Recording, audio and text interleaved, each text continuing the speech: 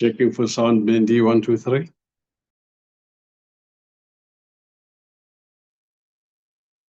Thank you, Mr. Mani. You are audible. Thank you.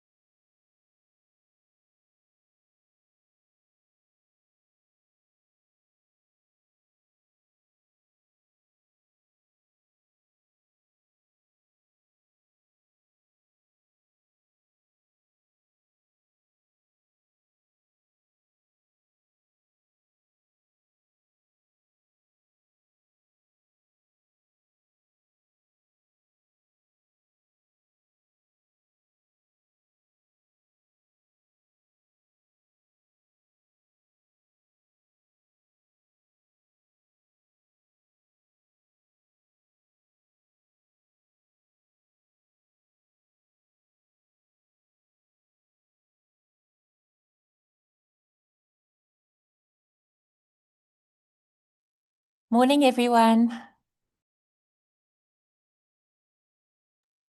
Morning. Good morning, Honorable Christy. Good morning, everyone.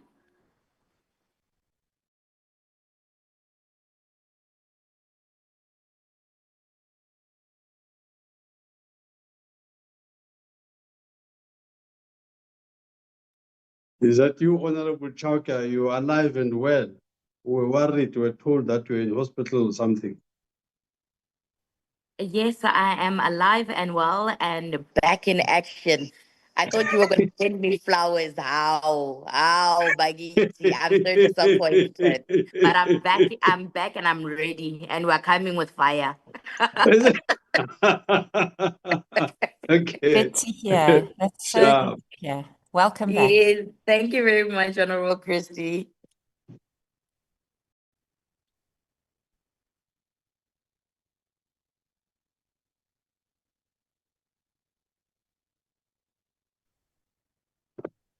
Good morning, honorable members, and Mandy.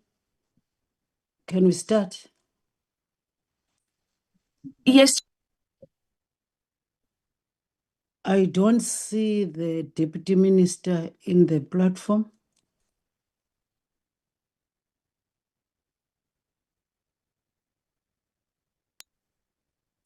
yes, Chairperson, the Deputy Minister's office just said that he will join shortly.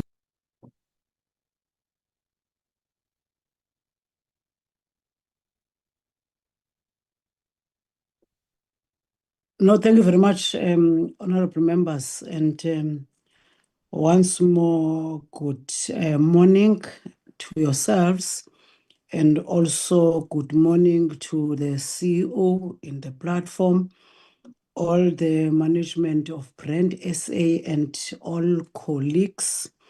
Let's start, honorable members. The Deputy Minister will join us. There is the agenda before us, and let me welcome all of you, honorable members, in this important portfolio committee. And we are gathering here, honorable members, to review the annual reports and the financial statements of one of the entities, the Brand SA, a critical component of our nation's brand architecture. And honorable members will examine the entity's performance, and we are keen to explore how Brand SA has leveraged its mandate to promote South Africa's nation brand and attract investment and boost tourism. And the annual report highlights the Brand SA's efforts to position South Africa as a competitive destination for investment, tourism, and trade. And honorable members will also like to know more about the entity's strategies for measuring the impact of its initiatives and also ensuring alignment with the country's development goals. And honorable members will also know that last week we have listened to the Auditor General's report, and also there are key observations and also the key findings and also the recommendations in terms of this entity. And on those few words, honorable members and colleagues, the management of Brand SA, you are all welcome to this meeting. I will then move to the item of apologies. I know there's 2 apologies that have been noted by us. The apology of Mr. Trollip, Honorable Trollip, and also the apology of Mr. Butelis. Those are the only apologies that we have, honorable members. And also the apology, I think, of the Minister Nchaveni, who was out of the country in 3 countries with the president. I understand they're still in one of those countries between Vietnam and Malaysia. So those are the 3 apologies that we have, honorable members. And now I'm taking hands for those that would wish to adopt the apologies and obvious the agenda of today's meeting.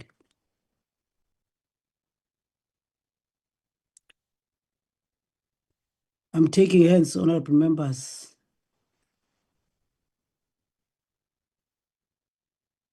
Honorable Nkumbanga, followed by Honorable Manye.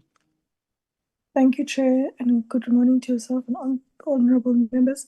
I move to adopt the agenda, Chair. Thank you. Thank you very much, Honorable Nkumbanga. Honorable Manye. Morning, Chair, and everyone else in the platform. I'm here to second the agenda and noting the apologies, etc. Thank you. Thank you very much, honorable members. I'm just now handing over to the Deputy Minister to do his introductory remarks. That will then followed by the CEO, Mr. Mache. If the Deputy Minister is here. Okay, the Deputy Minister is here. I'm handing over to yourself, Honorable Deputy Minister, your introductory remarks.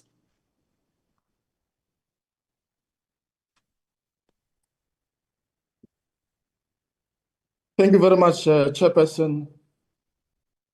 Esteemed members of the Portfolio Committee, Brand SA CEO and colleagues, I'm also told that Mr. Shibambo is here representing the Board of Trustees. Honorable members, we appreciate the opportunity to appear before this committee today to speak on behalf of Brand South Africa, the official custodian of our nation brand and a strategic asset in South Africa's global positioning.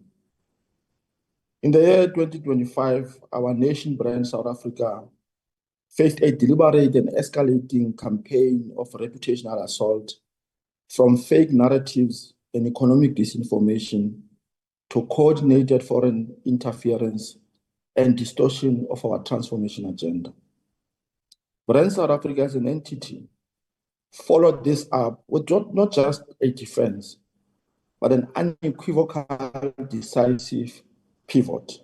We launched a bold, data-driven, and globally aligned counteroffensive based on exposing the truth about the fabric of our nation. Brand SA didn't merely respond, it led. It redefined the national story. It reshaped the narrative. It reasserted South Africa's place on the global stage as an investment-ready, resilient, and forward-moving nation. This work was not based on abstract hallucinations. It was strategic and measurable. I'm happy to indicate the following, which the CEO and his team will also expand on. South Africa's nation brand improved its global reputation metrics in a climate of adversity. We climbed 8 places in the 2025 Global Innovation Index, driven by our business sophistication and digital economy potential. We delivered a 3rd consecutive clean audit, proving that Brand South Africa's internal governance is as strong as its outward-facing message. Chairperson, these are not merely minor gains. They are material outcomes in the face of global headwinds. While others doubted South Africa's resilience, we doubled down on our strength. We didn't retreat. We reaffirmed our national values, and we re-engaged the world on our terms. We leveraged the coordinating capacity of the presidency to bring everyone together, from DTIC to DECO to GCIS and our private sector partners. Team South Africa stood firm, demonstrating that a united effort remains our greatest asset. Chairperson, today as we present Brand South Africa's performance, we do so from a position of clarity, a measure of control, and a healthy dose of confidence. We, however, remain vigilant because reputational battles are continuous. The Portfolio Committee plays a vital role in sustaining this momentum. We seek your support and constructive criticism as a valued partner in the execution of this national duty. Honorable members, every brand message, every international perception, and every investor's decision is shaped by the confidence we project and the unity we demonstrate. Let me now, with your leave, Chairperson, invite the CEO, Mr. Neville Maji, to present the organization's detailed report and forward-looking strategy.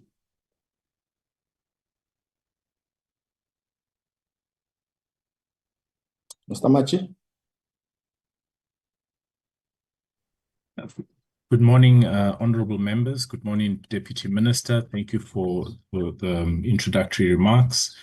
I will now share I will just request if I could share the presentation. You have sharing rights.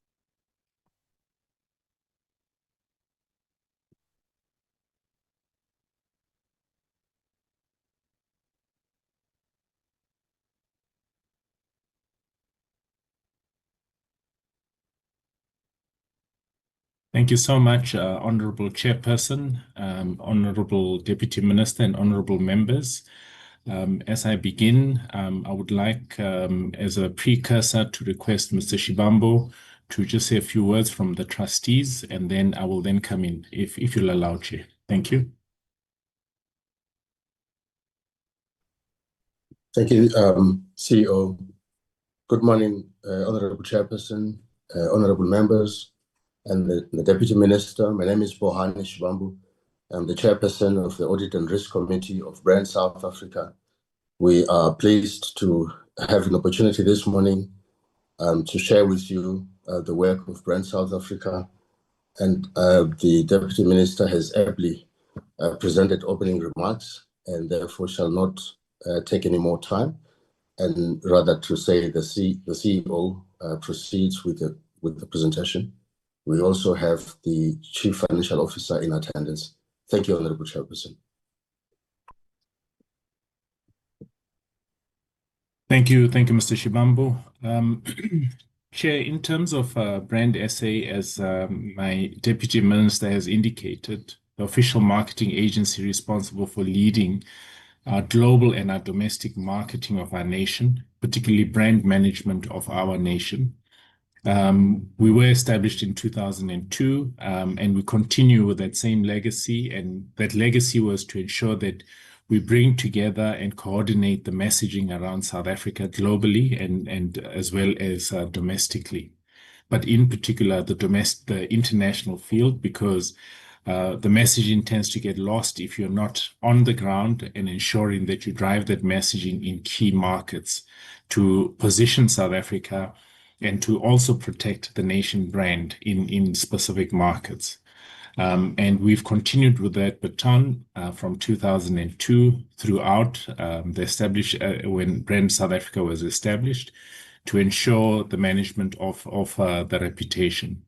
Of course, our vision and our mission have always been clear, derived from our trust deed in terms of our mandate, specifically focusing on in our vision, South Africa being a nation's brand that inspires its people and admired globally.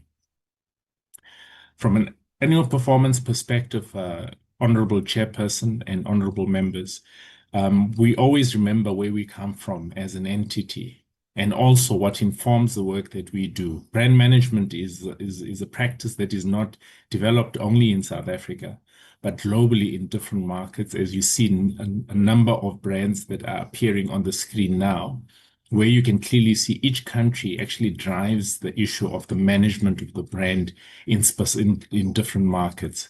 And why they do that is to ensure that somebody can keep a check on how the brand is performing in specific markets, and in particular protecting the brand from a negative narrative, and of course deterrers and those that seek to harm the brand by driving certain messages that may be negative.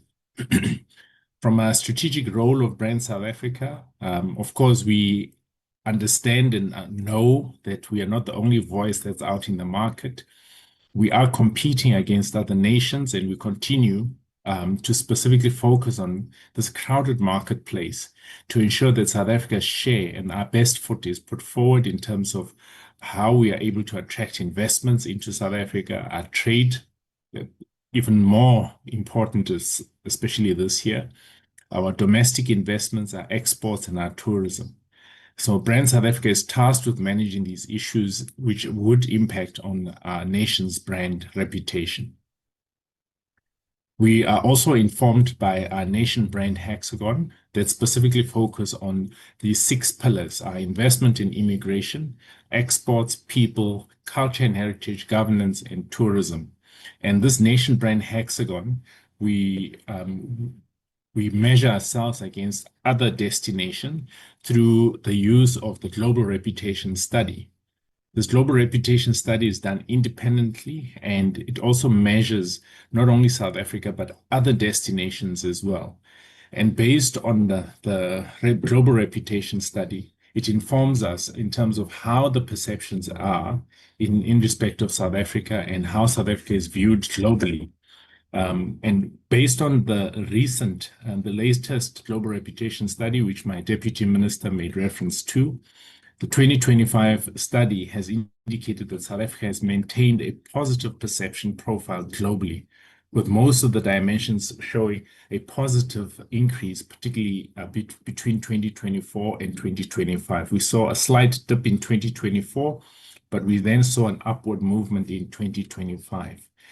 Slight improvements have also been noted, specifically focusing on exports, work and study, as well as the prominence, where South Africa's perception, as I've indicated, has continued to grow, particularly in this new financial year.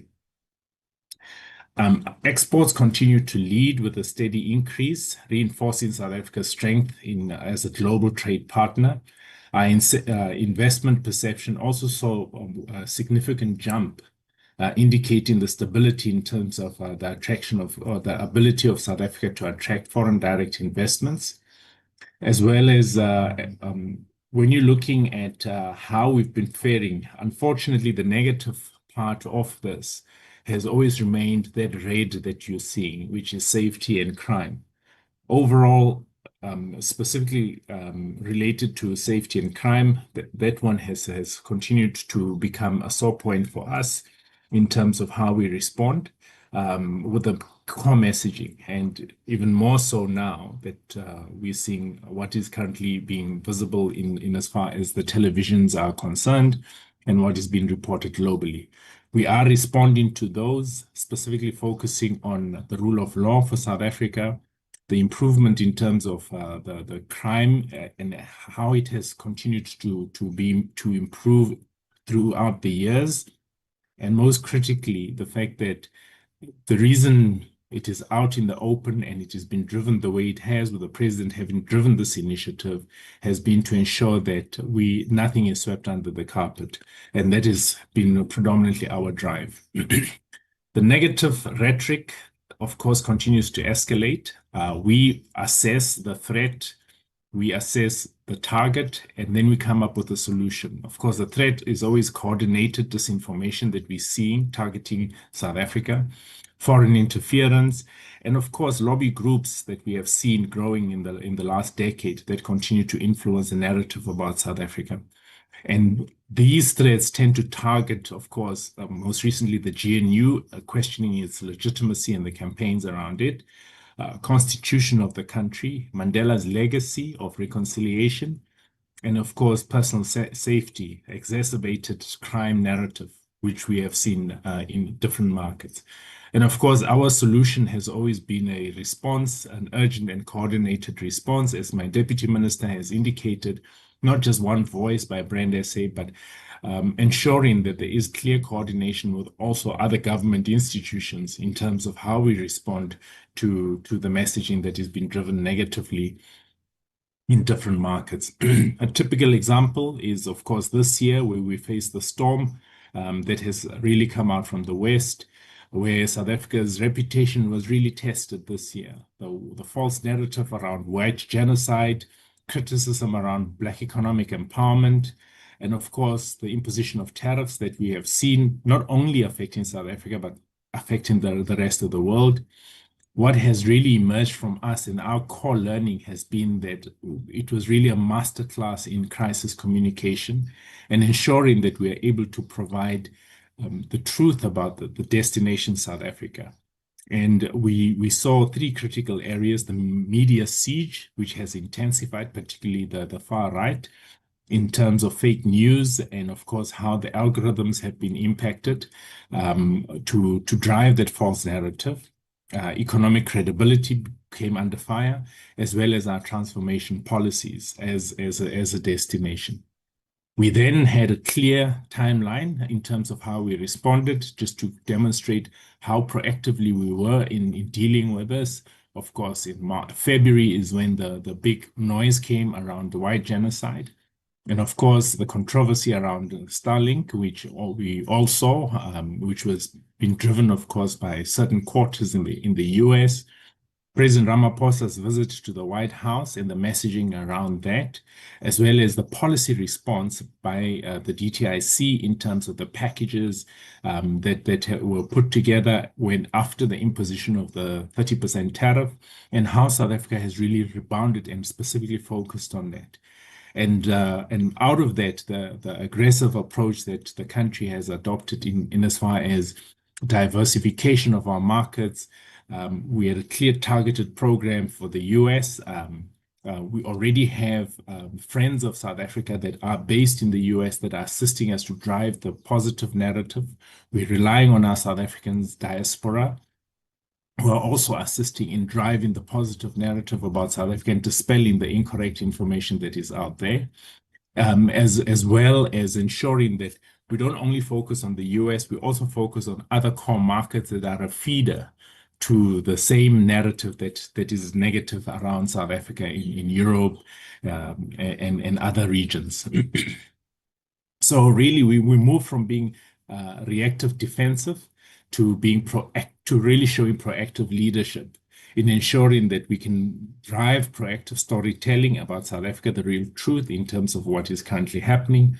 Investment-ready positioning, hence you're seeing this aggressive marketing approach really driven by presidency, deputy, as well as the DTIC and other departments to really showcase and diversify in terms of our markets. And of course, the reframing of Black economic empowerment. We've driven core messaging in these markets, fact-based storytelling, positive narratives highlighting core investment opportunities, and in particular, ensuring that everything is measurable from our side to show really from crisis to credibility. We've placed over 39 media placements in core markets, which is not cheap, but we have to do it because we have to protect the brand. We've had over 2.8 million views, a global reach in terms of the audience that we've targeted. And really the positive sentiment we've seen an upswing in terms of the positive sentiment about South Africa, sitting at about 62%. We are not complacent. We continue to drive the positive messaging in core markets so that we can have our strategic wins in terms of dispelling the incorrect narrative about South Africa, and of course, repositioning and ensuring that our policies are also protected and the real narrative around the policies is clearly articulated. We drove really the brand, which is the core part of what we do. And we have brand and we have branding. The brand is actually the South Africa, the brand itself. And the branding is how we respond to the brand itself and ensure that its placement in core markets, it's clearly articulated and it's also believable and it's fact-based. And we've got engaging content that we've been driving, blended productions through AI-generated elements and user stories, core content that really drives the true narrative.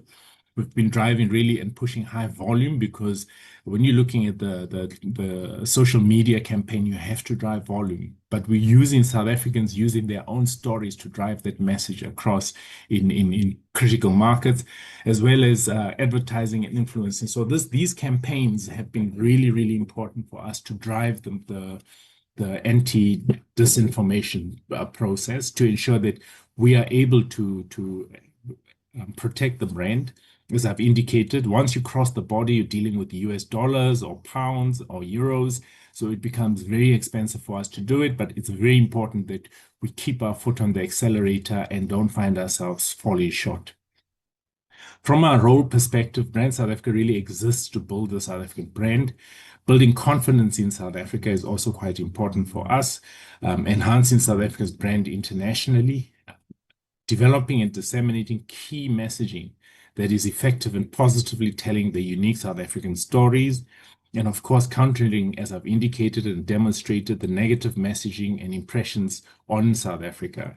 And of course, all this leads us to really reducing unemployment, because through positive messaging, you're able to attract investments into our destination, South Africa, and those investments create jobs.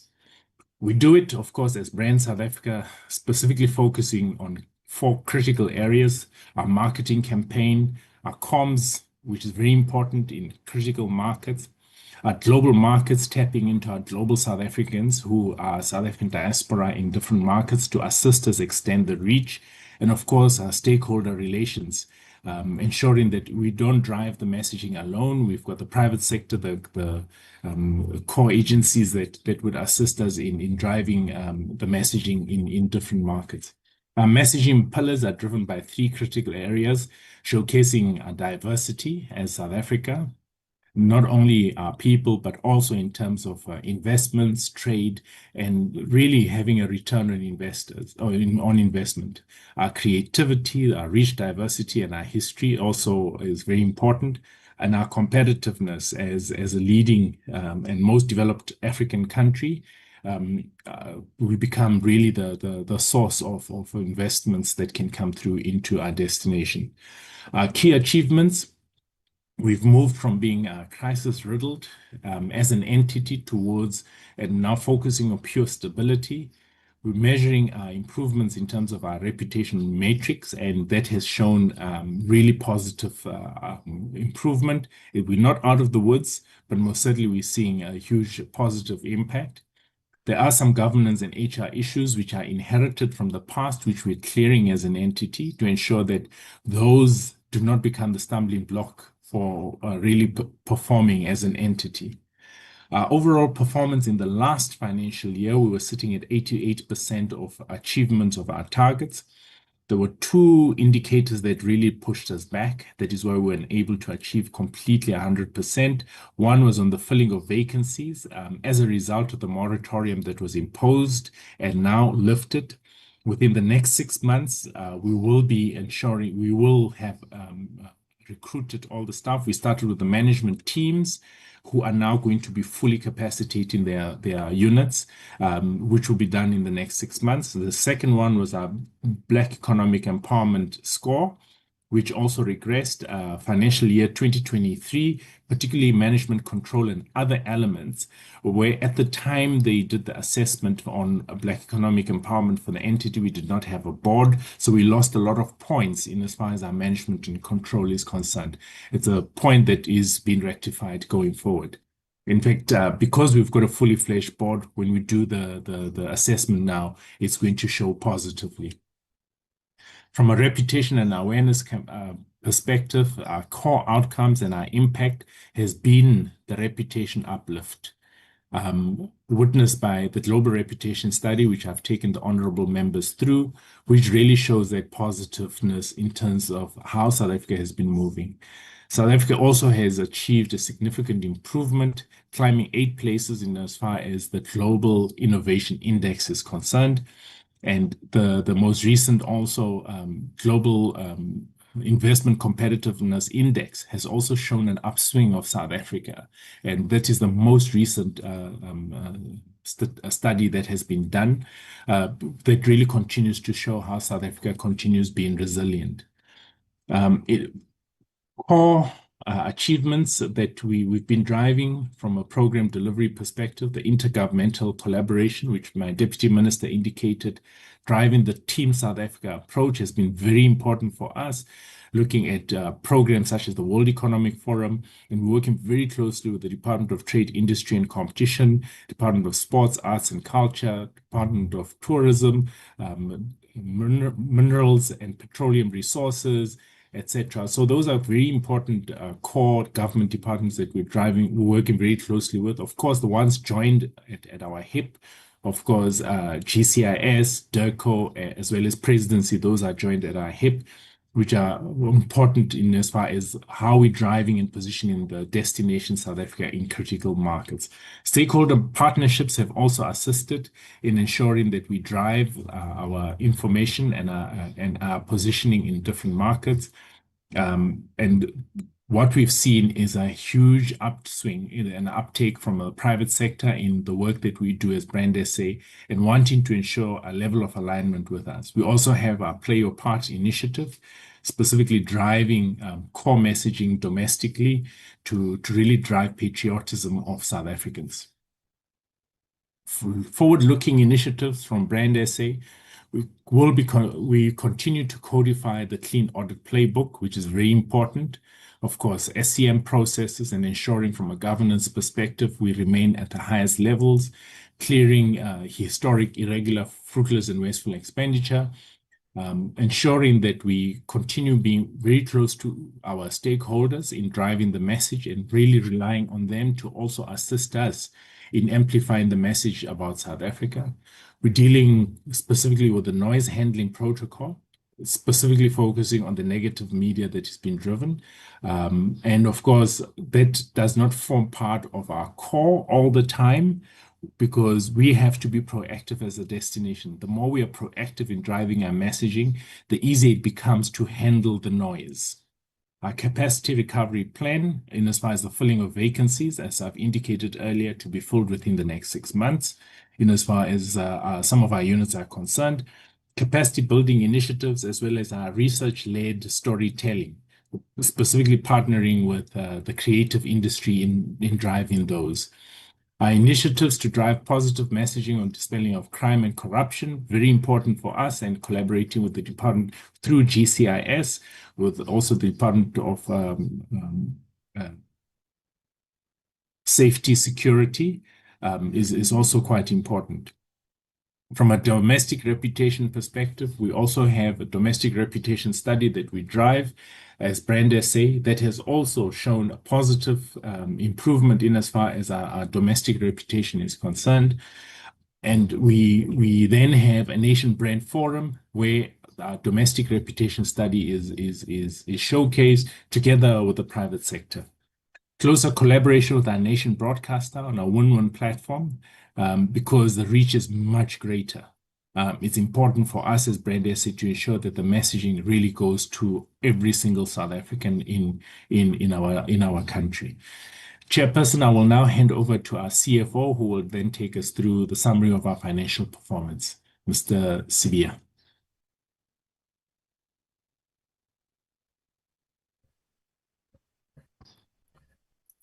Thank you, CEO. Greetings to yourself, Honorable Chairperson, Honorable Members, Honorable Deputy Minister, Trustee Bohani, CEO. All protocol is observed. So my name is Vumani Sibiya, the Acting CFO at Brand South Africa, and I will be taking you through the financial performance of the entity in the financial year 24-25.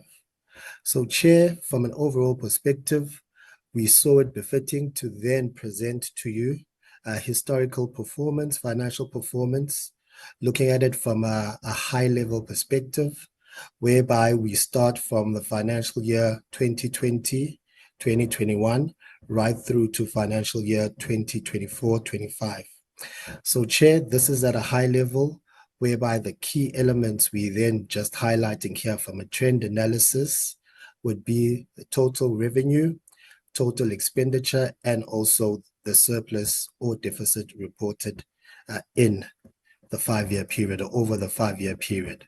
So, Chair, looking at total revenue, so from a total revenue perspective over the 5-year period, we have seen an increase in the total revenue by 20 million, which equates to 11%.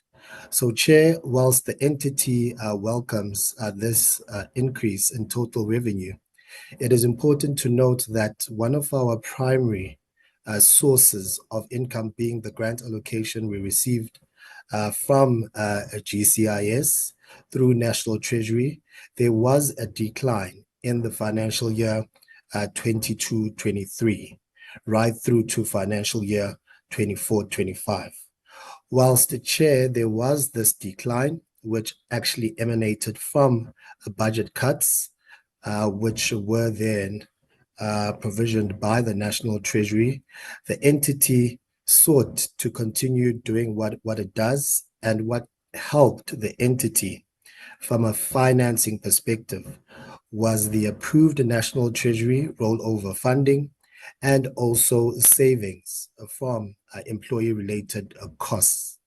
So as the CEO has articulated, when it comes to the savings in employee cost, there is a recruitment plan in place, which is then targeting to ensure that all positions are filled within the next 6 months.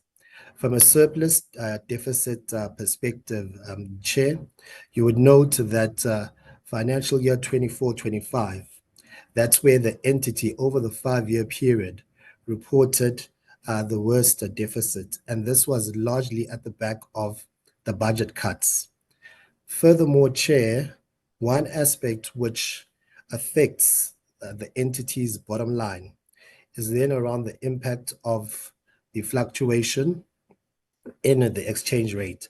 As you would appreciate, the Chair, that from a mandate perspective, the entity drives the international agenda in then just ensuring that the nation brand is promoted not only domestically, but also internationally.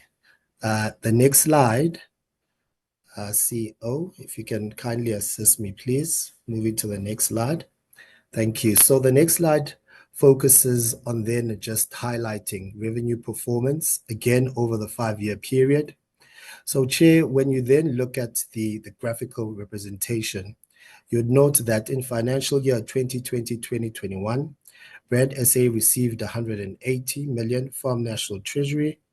And when you then compare that to financial year 24-25, the entity then received 187 million. So it is, as indicated earlier, evident from the slide that the entity derives its income mainly from the grant allocation. When you then zoom in into the split between grant funding and other income, which is generated through other means, you then note that over the 5-year period, the split was 99% of the total income was from grant funding, and only 1% was from other income. Fast forward to financial year 24-25, 93% of the entity's total revenue is generated from grant funding, and 7% is then generated from other income. So this spike, Honorable Chair, of 7%, which equates to 14 million, is largely at the back of sponsorship income received from both the private and the public sector. And this sponsorship income has primarily been from, or rather for, WEF funding, whereby both public and private sector have then raised up their hand and really came to the fore from a funding perspective. And this is evident from the fact that in financial year 24-25, the 10 million sponsorship income received from WEF was the record number.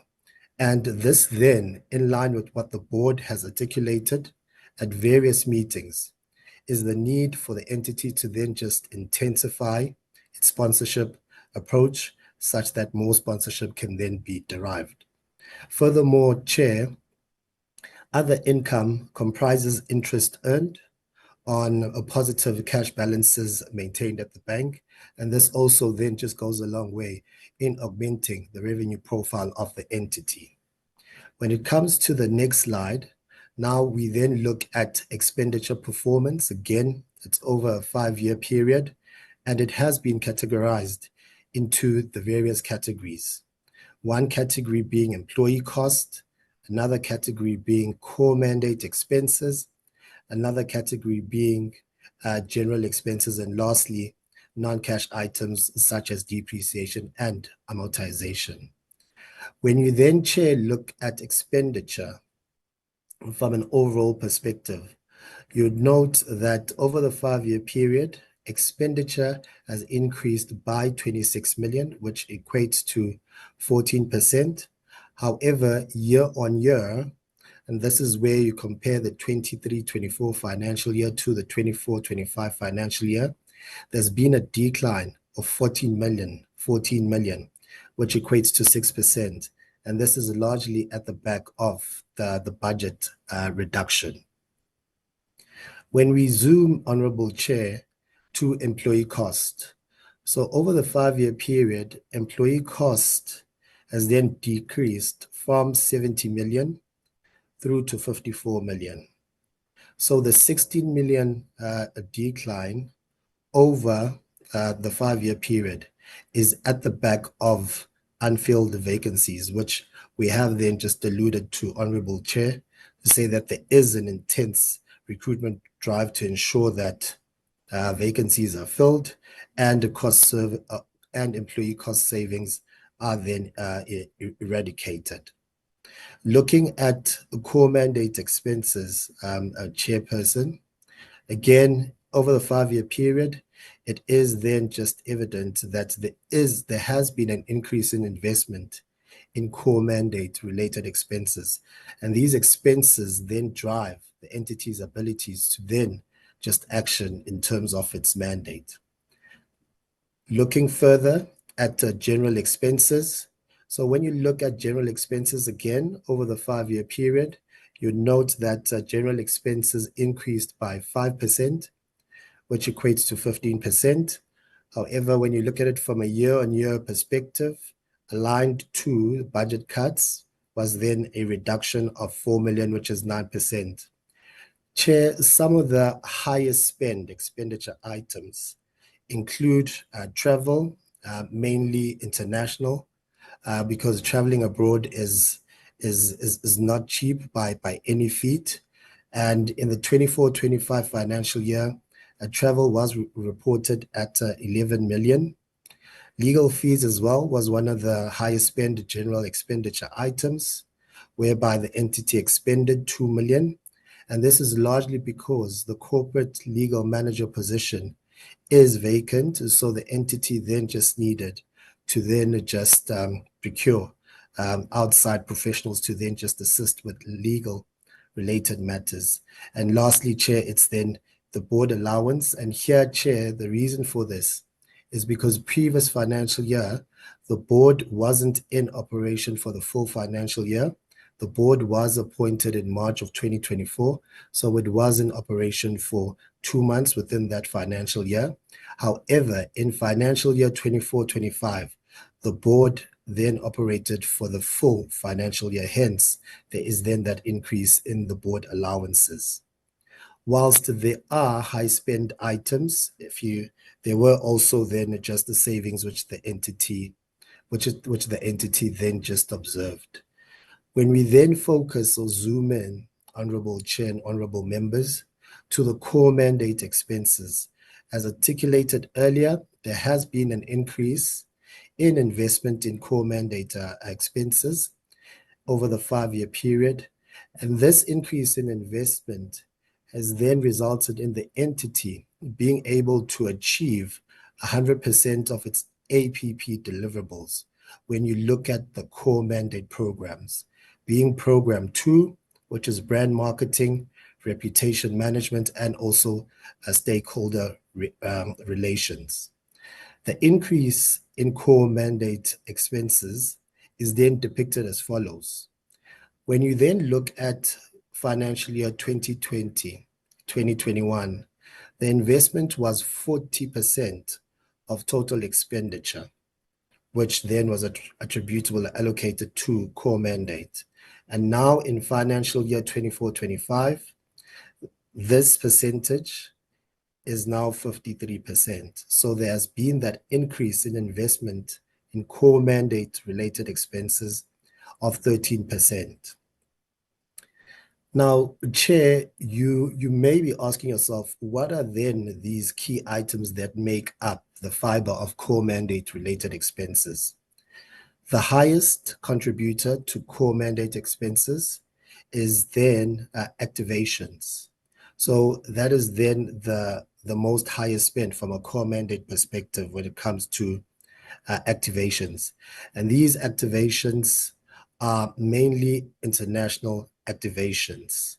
And just to highlight a few examples, it'll be the WEF program, it'll be the UNGA, and also it'll be other strategic platforms which the entity then just drives from an international front, i.e. being the Invest in SA UK conference. Whilst international activations are a significant contributor, Chair, this doesn't mean that the entity has negated domestic activations. And this is seen, Chair, through Play Your Part, whereby again, the number of Play Your Part initiatives employed or implemented domestically have then seen and also increase over the 5-year period. The second contributor to core mandate related expenses is then the media buy.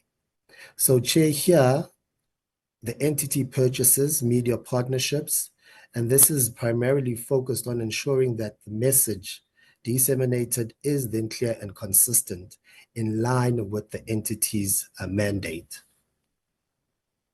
Next slide, CEO, please. Now, Honorable Chair, Honorable Members, will then zoom in into the summary of the statement of financial position. So this is then previously the balance sheet.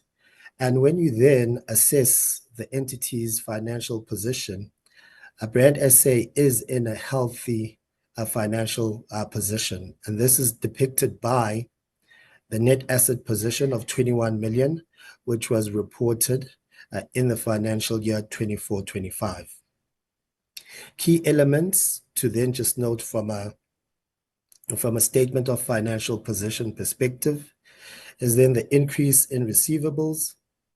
And this increase from receivables is mainly at the back of sponsorship funding, whereby, as indicated earlier, the private sector and the public sector have come on board. So at year end, those funds had not yet been received, but Honorable Chair, they have been subsequently received. Another notable movement is in the cash and cash equivalents, whereby you can then see that there has been that significant dip from 49 million reported in financial year 23-24 to 24 million reported in financial year 24-25. And this, Chair, is then at the back of the significant budget reductions. And again, the saving grace for the entity was the National Treasury's approval of the rollover funding and also the employee cost savings, which then assisted in augmenting the funding of operations. Another key element to then note is then around payables from exchange transactions. So here, Chair, the entity has then improved the number of days it takes to pay suppliers from 31 days in the previous financial year, which is 23-24, to 19 days in the financial year 24-25. And this is particularly important because it then ensures the entity's commitment to compliance to government prescripts, as National Treasury requires that entities must pay suppliers within 30 days. And the reason why we are so proud as an entity in then just implementing this is to ensure that the cash flow position of our suppliers, primarily SMMEs, is then boosted positively. The next slide, please, CEO. This slide, Honorable Chair, Honorable Members, then focuses on the historical performance of irregular, fruitless, and wasteful expenditure. So, Honorable Chair, Honorable Members, in the previous 2 financial periods, being 23-24 and 24-25, the entity has not incurred nor reported any irregular nor fruitless and wasteful expenditure. This is testimony to controls which have been put in place to then just avert what historically was reported as irregular and fruitless and wasteful expenditure. When you look at the irregular expenditure balance to date, it's sitting at approximately 31 million. At fruitless and wasteful expenditure, to date, the balance is sitting at 179 million. So the entity is in the process of then addressing these. And this is demonstrated by the fact, Honorable Chair, that determination tests have been performed by the Loss Control Committee to then just address these historic instances of irregular and fruitless and wasteful expenditure, and the target date in then just ensuring that these historical matters are addressed through firm consequence management is then the 31st of December this financial year or this calendar year. Next slide, please. Now, looking at a governance perspective, the CEO touched, the Honorable Deputy Minister and the CEO then touched on audit outcomes over the years. So from a 5-year period, you'd note that there has been an improvement in the AGSA reported audit outcomes, in that in 2020, 2021 financial year and 2021-2022 financial year, the entity received an unqualified audit opinion, and this audit opinion was expressed because, Honorable Chair, there were then material financial statement related issues that were identified by the AGSA. Post this, the entity has then implemented sound internal controls, whereby the emphasis is then just ensuring that the basics are done correctly from a daily perspective, monthly perspective. And this is seen positive results in that from the financial year 22-23 right through to financial year 24-25, the entity has then achieved a clean audit outcomes. And the entity has been able to then just sustain these clean audit outcomes over a 3-year period. Other key matters from a governance perspective, which I will then like to touch on, is around the ex-CFO unjustified mutual separation payout. So, Honorable Chair, Honorable Members, you would recall that this matter had previously come up through the Portfolio Committee. And if I may then just provide a status as to where we are as an entity in then just addressing or attending to this matter.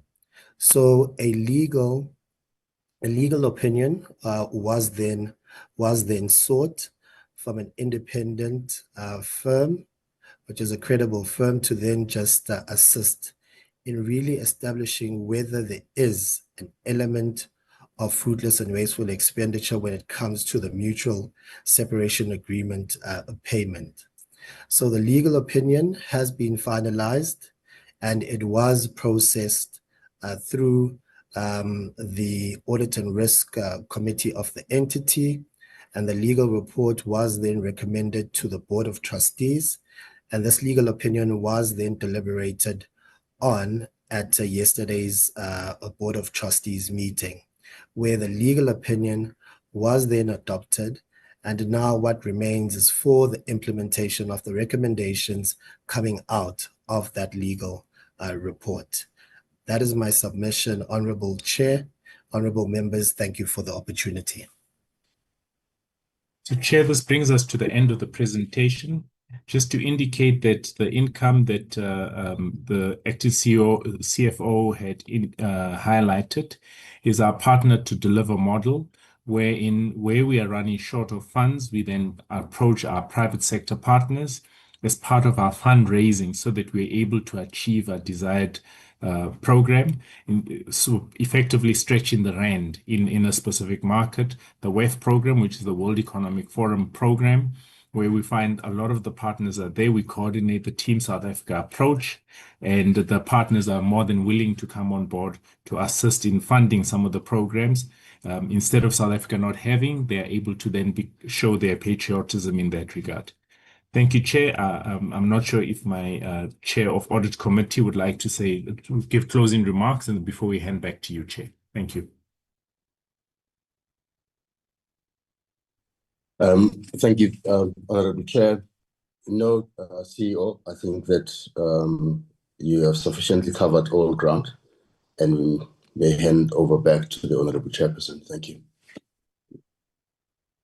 No, thank you very much, the Chair, and also the CEO and Sibia for the detailed presentation. Honorable members, I know that Honorable Bergman have also requested that at 11 o'clock he will exit the meeting and catch a flight for the afternoon session, the house sitting. And I will request that we raise our hands, honorable members, and until at least 11:30. And from 11:30, we'll give back to the department to respond until 10 to 12. So I'm taking hands, honorable members. I only see 2 hands. Okay, I will start with Honorable Bergman so that he then catch his flight, and followed by Honorable Dunjwa, Honorable... okay. Honorable Bergman. Chair, can you also recognize me? Okay. Apologies, Chair, I'm not Bergman, able to raise my hand. Honorable Dunjwa, Honorable Mani, Honorable Apiri, Honorable Christie, then Honorable Nkumba. Honorable Bergman. Thanks very much for accommodating me. I really do appreciate it. Just to say that, as I've mentioned before, with regards to what the CEO once said with regards to filling the bottom of the plane and tourism, SA Tourism filling the top half of the plane, it seems like Brand SA seems to actually fill both halves of the plane, in that we seem to be very people focused, unless we have to put the people in the bottom of the plane. But there seems to be a lot of focus on people when it comes to Brand SA. And for me, that shows again that either our focus has changed somewhat, or that that there is more, again, a case for having one aeroplane instead of 2 aeroplanes, that surely there is a reason for us having to look at having a bigger pie and increasing this pie so that there can be one entity in terms of SA Tourism and a Brand South Africa that shares funds and does the same thing in terms of the good job that both Brand SA and SA Tourism is doing together. So I want to find out from Brand South Africa, whilst they are doing the good job, and it seems like they're doing the job of SA Tourism as well, is there something that can be done that we can do to assist in increasing their budget by looking at an amalgamation that would see one entity that could either save money or can ensure that we are increasing the efficacy and the better use of budget by creating one aeroplane and doing the job of one? Thanks very much. Thank you very much, Honorable Bergman. That was short. Honorable Chauke will be the last one. Honorable Dunjwa.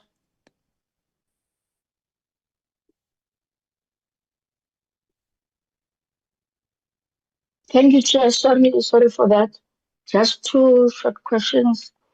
I just want to explain the SA can just reflect to us how many embassies are they collaborating with in their own going programs. And second question is, what activities has Brand SA done to promote the national interest and the brand of the country on the continent.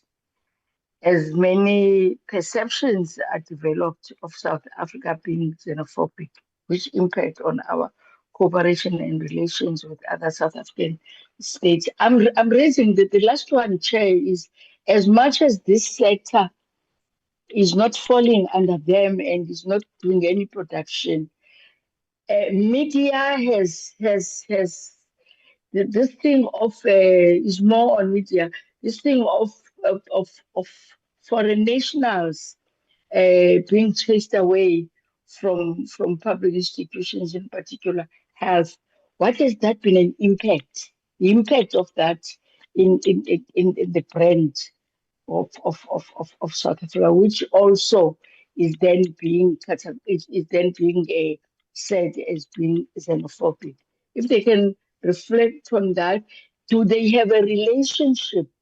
Have they spoken to health? I know it's not, but have they really been proactive to try and check on how can that be dealt with? Thank you, Chair. Thank you very much, Honorable Dunjwa. Honorable Manyi.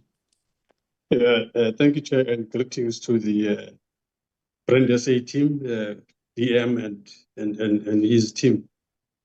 Chair, I think some of my questions have already been taken because I'm also, maybe let me perhaps say that in June 2022, there was a cabinet economic reporter that spoke to the issue of rationalization of public entities. Can we just get an update as to where is that now? Because there is a case for rationalizing, or for combining, or for merging Brand SA with tourism, with SA tourism, under the because I mean, if there was a cabinet decision on this, so where are we now? Is then what I mean? If I listen to the Brand SA presentation, they talk about South Africa as a destination. I mean, if you're going to talk about South Africa as a destination, so what will tourism talk about? You know, so if you close your eyes here, Chair, and just listened to the Brand SA presentation, you wouldn't even know whether it's a tourism presentation, this, because here we're talking about South Africa as the destination and everything else, promoting things about South Africa. So I'm struggling to find where the line is drawn. And if the Brand SA says, no, there's no case, can they just tell us now here as to where does Brand SA start and finish, and where does tourism start and finish? Because from where I'm sitting, I think the overlap is just compelling that the merger must happen between the two. So the question by Honorable Bergman is exactly my question.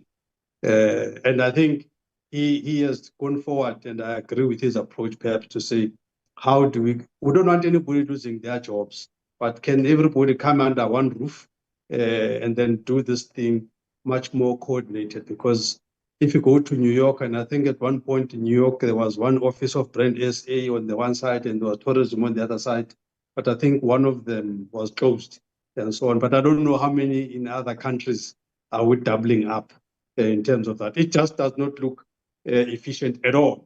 The optics are just terrible. Chairperson. So that's the first thing. The second one, Chair, I would just want to expand on it because I also heard it as well, the issue of internal marketing of the country. It appears that the Brand SA is hugely externally focused, almost zero focus in the country, and at a substantive level. I mean, what is it that Brand SA is doing to dissuade companies from listing offshore? What is it that is doing? Because apart from the superficial things about, no, we had the marketing here, and this at a substantive level, what one would expect if you have an entity that seeks to promote the country, one of the first clients must be the country citizens themselves. but it looks like there is zero focus here. Everything is just externally focused. If you look at that hexagonal, what's that thing? That thing that we showed you, that hexagonal picture. Everything, all those elements are largely externally focused and all that. So I'm interested to know what is the thinking around internal, and in particular, what are they doing to dissuade companies from, from listing offshore? I mean, if you are going to be saying you want to attract investors into South Africa, what are you doing to stop people from going elsewhere as well? You know, I don't think there's a proper balance there. And then, Chair, on slide 17, Brenda says something very strange here. They talk about showcasing the achievements of the NDP. I just want to be clarified, what exactly are you showcasing there on slide 17? You talk about showcasing the achievements of NDP. The last I checked, NDP has been a dead donkey. There is nothing that is there to talk about in NDP that I know of. Can I be educated? Because if one looks at the real issues on NDP, whether you look at the target of unemployment, we said by 2030, we would have cut that down to 6% by 2030, but now we're sitting at 32.1%, a huge 26 percentage point gap between the target and versus where we are and all that. So it's a huge failure on that one score. If you look at the issue of poverty, the NDP said we'll go to zero poverty by 2030. As we speak now, we're at 40%. So what is it that we're busy? What are these achievements that we're showcasing? If you look at the issue of inequality, even there, you know, as we speak here and now, Chair, the most embarrassing thing is that the level of inequality is worse than during apartheid days. So we've really regressed as a country. I'd like to know, when you say we showcase achievements of NDP, what exactly is that? I mean, the only one issue that was met or exceeded is the issue of the bachelor passes in the NDP. But having had so many bachelor passes, we still could not accommodate them at the various universities. There were more bachelor passes than the universities could accommodate. So again, you cancel all your wins, you end up with zero, because we've got a lot of children that have got very good grades, but they can't get spaces. But you are patting yourself in the back that they have got so much pass rates and all that. But all those children, half of them are floating on the streets, as it were. So what kind of achievement is that? So I would like to know, what is it really that we are showcasing? And then on slide 28, you talk about this. You know, what I generally don't like as a person is, what shall I call it? Okay, maybe let me not name it. It's going to be apparent with what I'm going to say. On slide 28, you talk about dispelling crime and corruption. I mean, what do you mean you're dispelling crime and corruption when the stats are terrible on crime and corruption? The reason we have the kinds of commission we have today and ad hoc committees is because of exactly this agenda item. So when you say you are dispelling, can you just explain that?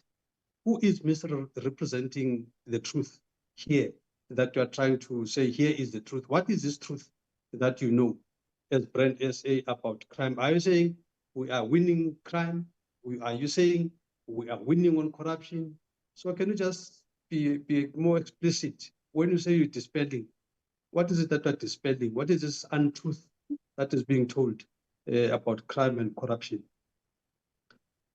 And then, Chair, let me foreground this towards the end. Let me foreground this point by saying Parliament is a house of politics. You know, ticket to the game here is that you must belong to a political party. So it's unavoidable to talk politics here. So here's the political point.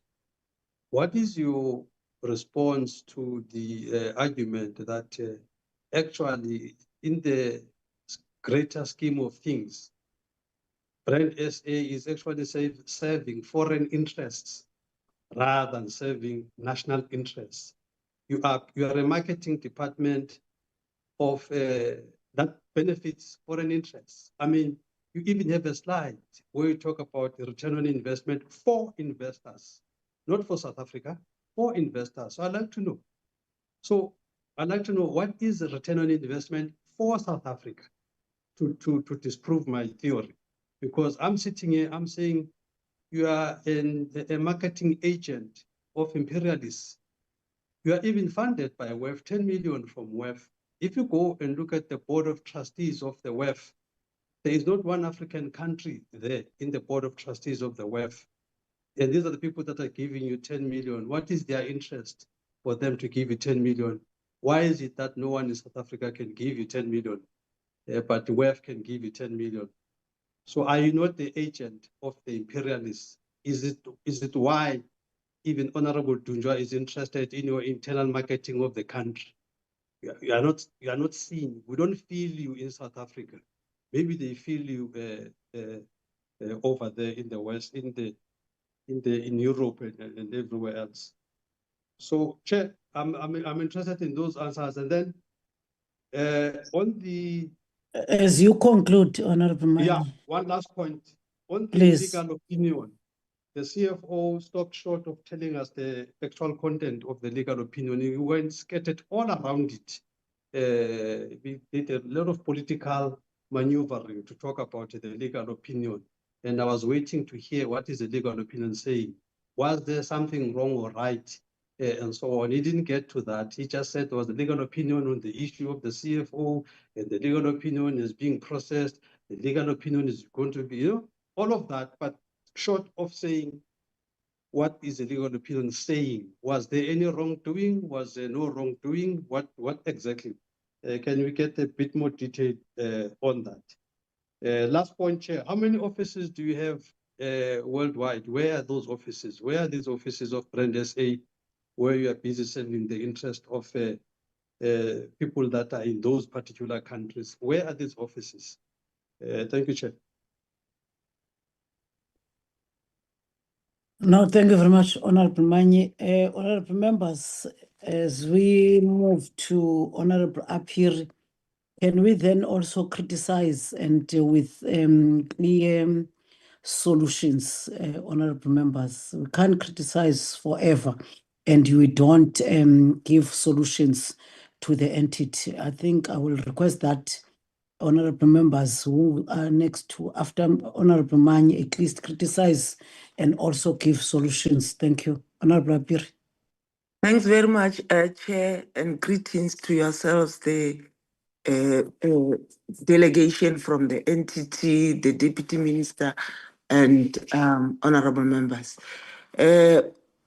Honorable Chair, just a few questions. One, I want to know how the Brand SA link the various social and economic indicators and aspects of perceptions with the role it plays as various factors contribute to the indicators reported. And Chair, the second question has been partly covered, but I also want to know how Brand SA promoted proudly South African goods and services to promote access to South African producers abroad. And how does Brand SA link its programs with the growth of exports? Can Brand SA provide examples? Honorable Chair, I think we are asking questions to Brand SA with also the note in the back of our minds to applaud and commend them for the good work that they have done by sustaining their clean audit. This entity, Honorable Chair, is one amongst all the entities that had pleased us with a good work. It doesn't give credit to them also when they perform good. It gives also ourselves as the overseers, as the portfolio committee, when we advise, we want to see good results. There was a question asked by one of the members, and I have the recommendation in mind, Chair, that one of the activities that Brand SA does to promote the country. My recommendation, Chair, will be to say, let it increase the activities in the South African brand to leverage the African continental free trade area and to create people-to-people relations. I don't remember who asked these questions, but I had this recommendation, Chair, in mind. Thanks very much.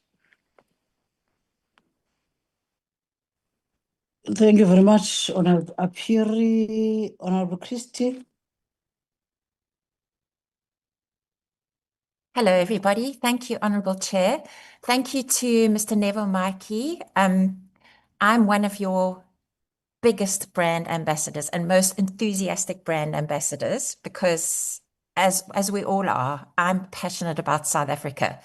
So thank you for your excellent presentation. And also to Mr. Sibiya, we're very glad that there was no fruitless, wasteful and irregular expenditure. Great that you've had 2 clean audits so far. And I must say that this is something that should be the rule and something we expect of our government departments and SOEs, not something that we're amazed by and that we have to congratulate you for, but congratulations anyway. Just thinking about where you fit in, and obviously we want to avoid duplication of institutions because our budget is pretty tight. I think where you differentiate yourselves from the Department of Tourism is that you go out to try and attract foreign direct investment. It's not just about tourism and attracting tourists, but it's attracting investors and businesses. So maybe you fit, I don't know, do you work with the Department of Trade, Industry and Competition? Because I think you could really boost and add value to what this department does. I really enjoyed our visit to your beautiful offices in Houghton, and I think you're doing a great job. And, watching your videos always brings a tear to my eye. You're well funded with your almost 200 million budget, so you have been set up for success. However, I really think that our government is making your job extremely difficult. Very difficult for you to sell South Africa for many reasons, which you just open any newspaper and you can read the reasons why. You said that there's moderately positive sort of approach to South Africa around the world, but the biggest issue in terms of international perceptions of our country is safety and crime. And I've got a little anecdote about that. When I was going around Westminster Parliament in January in London, because our parliament system's based on Westminster Parliament, I spoke to an American woman and I said, you must come to South Africa, come and visit our parliament. I'll show you around. She said, I'm not ever visiting your country because of the crime and the murder rate. So the very fact that we have these, the Madlanga Commission, the Parliamentaries Ad Hoc Committee, our government has let us down, seriously. I mean, how do you promote a country when your very police force is corrupted or police service is corrupted?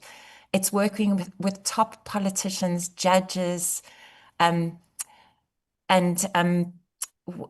people in the court systems to help and enable criminal syndicates. And none of us is safe in our beds at night.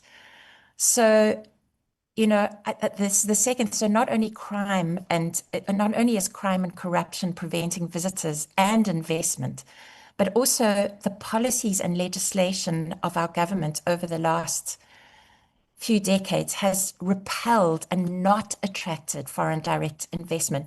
You mentioned, and the white genocide, the far right would not have had that opportunity to promote this false narrative of white genocide if crime was under control in our rural areas, if farmers, white, black, colored, and Indian, were not being murdered. So if we had if we were clean and corruption free, there would not be the murder of white farmers, white, black, colored, and Indian, and the far right would not have had that opportunity to spread those false narratives of white genocide.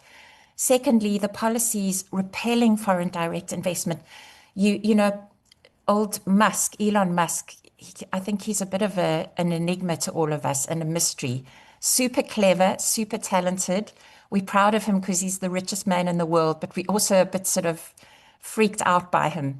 I think when he said Starlink is not allowed to operate in South Africa because I'm not black, he was being sarcastic and ironical. What he was saying is that he is prevented and repelled by our policies, which would force him to hand over 30% of Starlink to people he doesn't even know and has never worked with in his life, when he's the one who sweated at night and had sleepless nights building Starlink. He's told he has to give over 30% of ownership to people he doesn't even know if he wants to extend his business in South Africa. So those kind of restrictive, strangling policies are preventing not only businesses from growing in South Africa, but foreign businesses from investing in South Africa. So our government, and now we're part of the GNU, so I take responsibility for that. Our government is making your lives, Brand SA, very difficult. And I am sorry about that.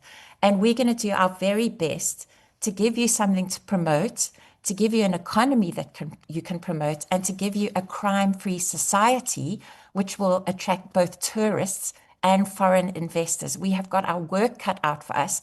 If we do our job right, you'll easily be able to do your job.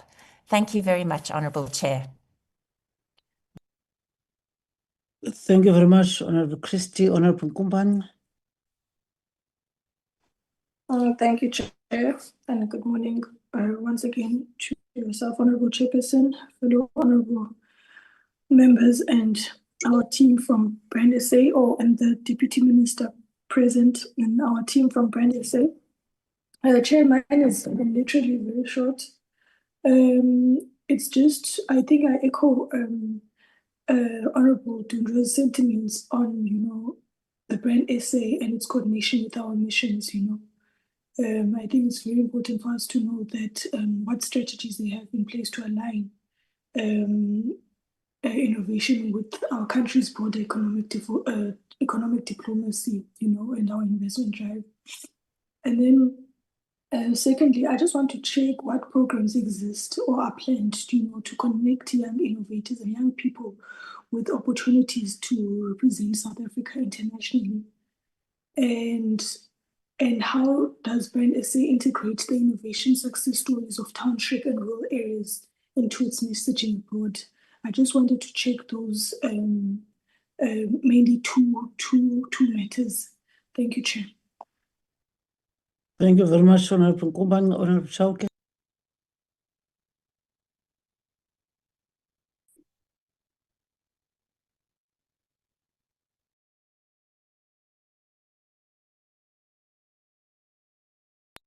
Honourable Chauke.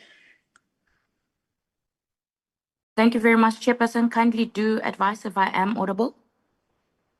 Yes, you are. Thank you very much, Chairperson. I would also just like to start off by appreciating the presentation that has been given to us by Brand SA.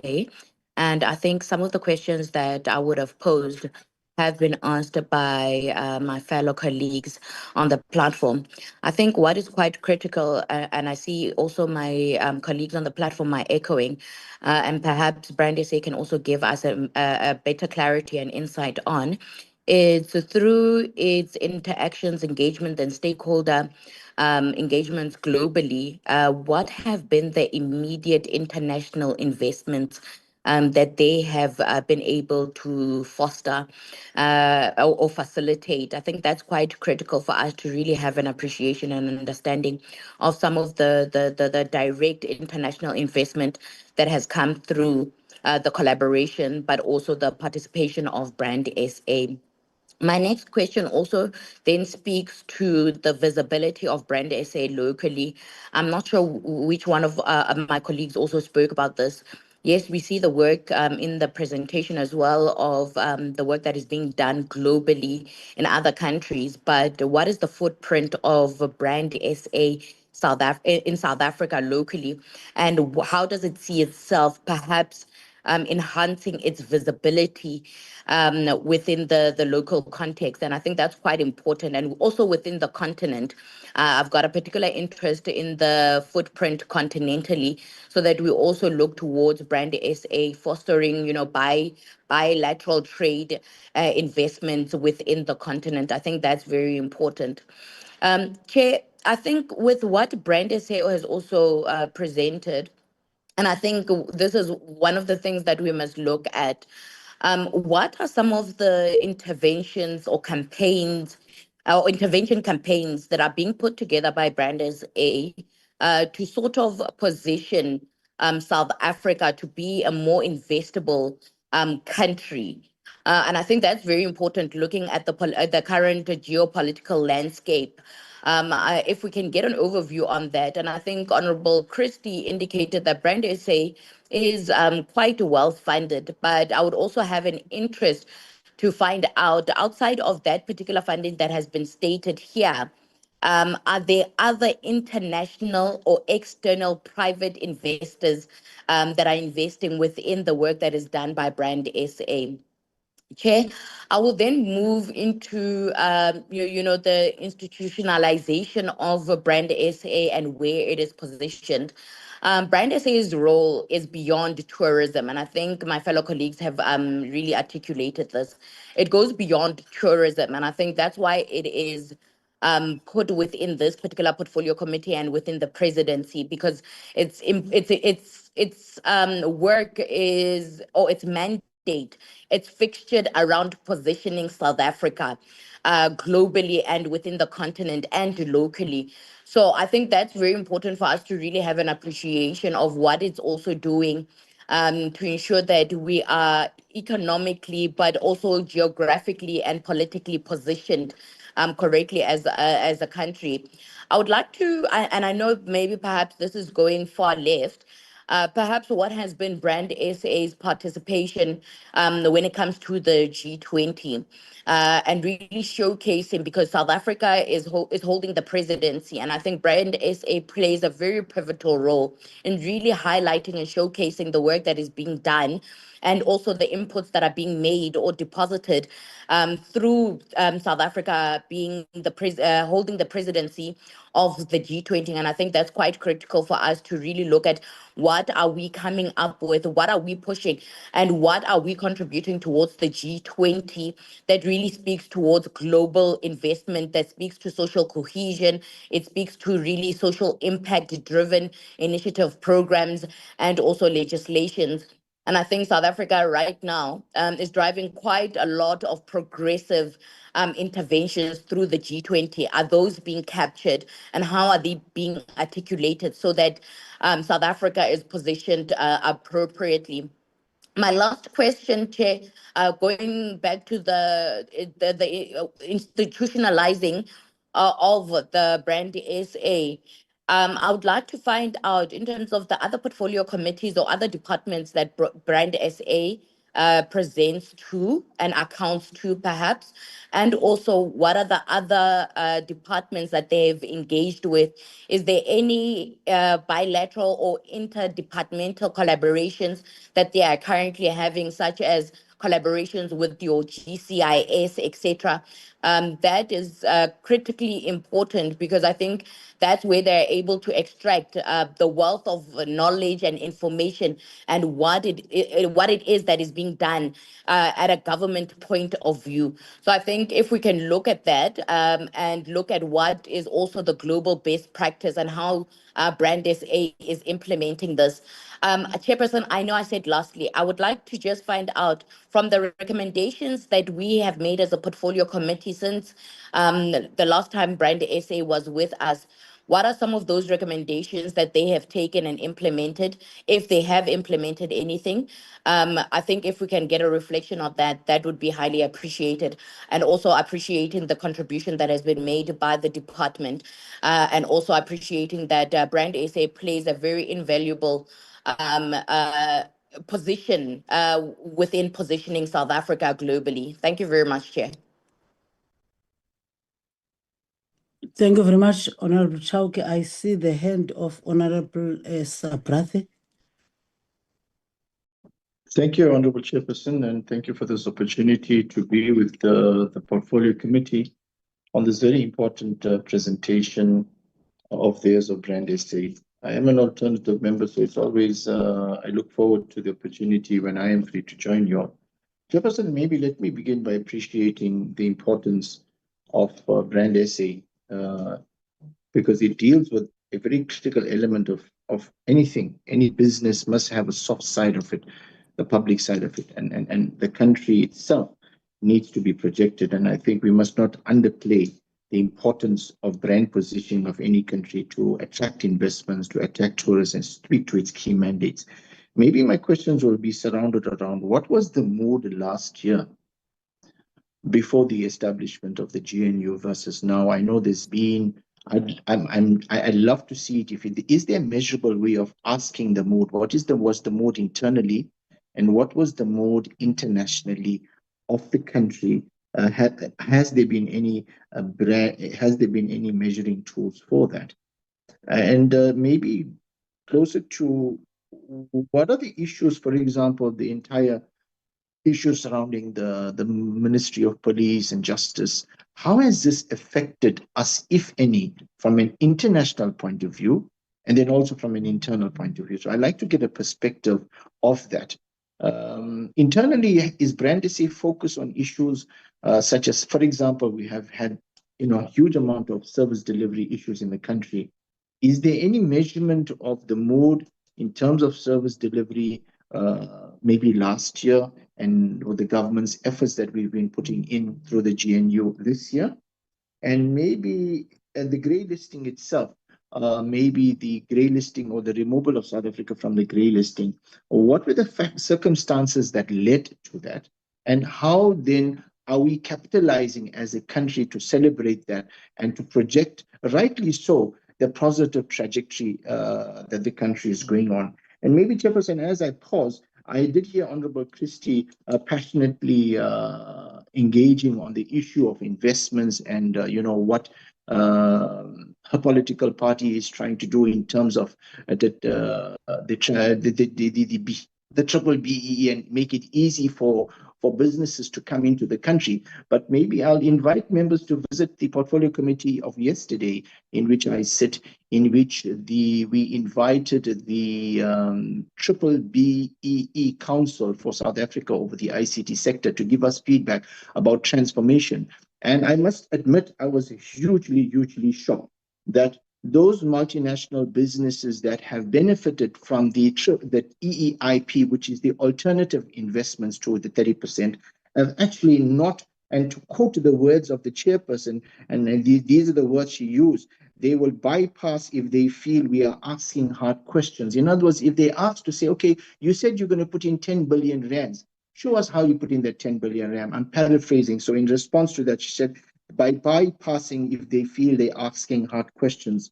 And then another comment to quote her, they then feel intimidated when asked on the deployment of the funds that were promised. So all necessarily is not good. When we create opportunities for others to enter the country through these alternative measures than equity, what we found yesterday was a serious lack of accountability from multinational businesses. And we must be cautious that our country does not get colonized. And hence, I firmly affirm by the transformation policies of the African National Congress that anybody who wants to enter the country must submit to the Black economic equity of 30%. Thank you so much, Chairperson, and it's once again a pleasure to be with you and your committee on this committee. Thank you very much, Honorable Sabrathi. I'm not sure, Honorable Manyi, what is this hand for, or is it a legal hand? Because I have said by 11:30, questioning the department must be done by all members, and we have done that. And I gave you more than 5 minutes to 10 minutes to ask your questions. So I'm not sure what is It was- this hand for. 30 seconds only, Chair, just to get the Brand SA how to, because in one of the slides, just 30 seconds, Chair, sorry. One of the slides where they talk about the threats and what have you and things that are being targeted. And the issue of the legitimacy of this so-called GNU is also one of the things that they've listed there. So I just wanted to just ask them to clarify as to how do they explain this. Also, I mean, given the fact that we have a situation where people talk about GNU in the country, which is supposed to be national unity. And then you have a cabinet minister in the Oval Office that says, no, this one and that one must not be in this thing, and so on. So I just want to know as to when you promote the so-called GNU, how do you promote it given the fact that the unity element of it is challenged by cabinet members themselves? They don't want the unity. They want certain people, others they don't want. So how do you as Brand SA cross that bridge? Thank you. No, thank you very much, honorable members. You have asked your questions, and I understand some were comments, but I know that there are one or two raised by members that I also think that the relevant person to respond to some of those issues is the Deputy Minister.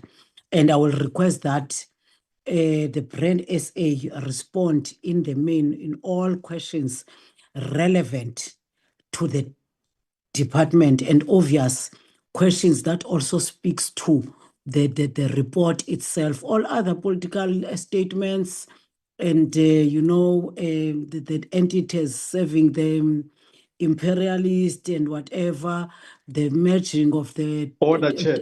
Order, Chair. Order, Chair. No, Honorable Manyi. Order, Chair. Order, Chair. Ndicela Order, ume Chair. kaloku.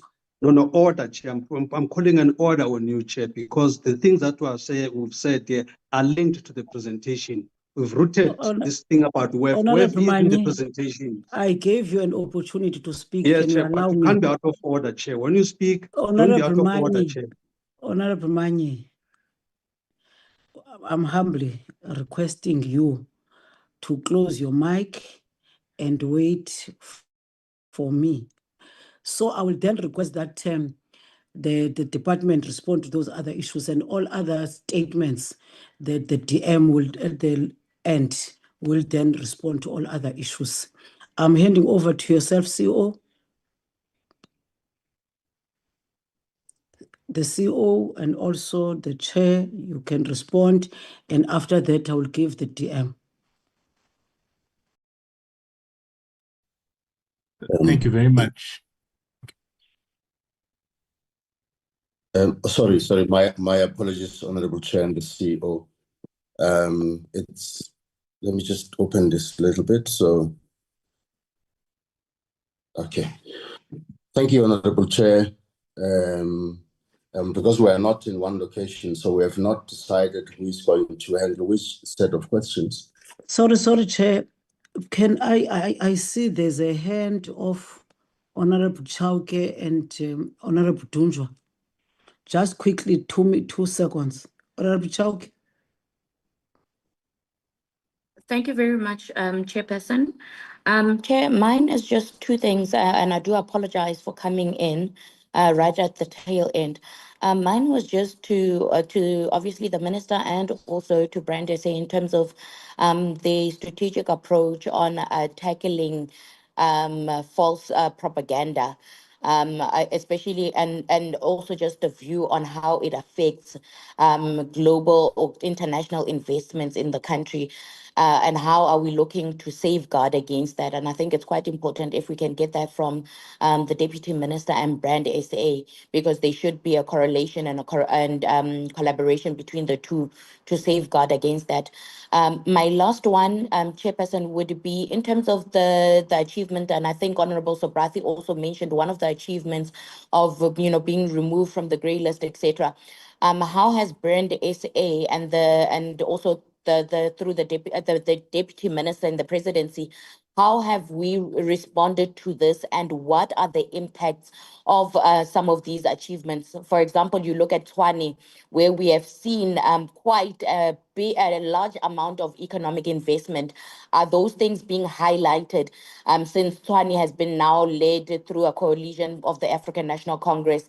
How are we making sure that that is part of what we're showcasing as part of South Africa's development and growth? Thank you very much, Chair.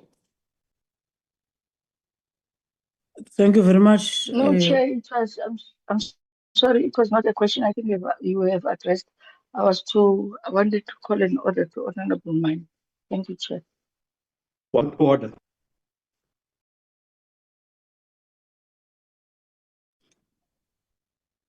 Honorable Manyi, please, man. Please. Chairperson, no, Chairperson. We have a politician here, the DM. If I raise political issues, we've got a political principal here. He can address those things. You are Other the repeating, political principal will address. Honorable Man, you are repeating what I've said. I said all other political statements. The No, deputy Chair. ministers here. Order, Chair, please. Please. Honorable Man, you must please tell us hloniphe sonke apha because if I'm going to say what I'm going to say, he's going to feel offended. Listening is a skill. You did say that all political issues will be raised by the DM. You did say that.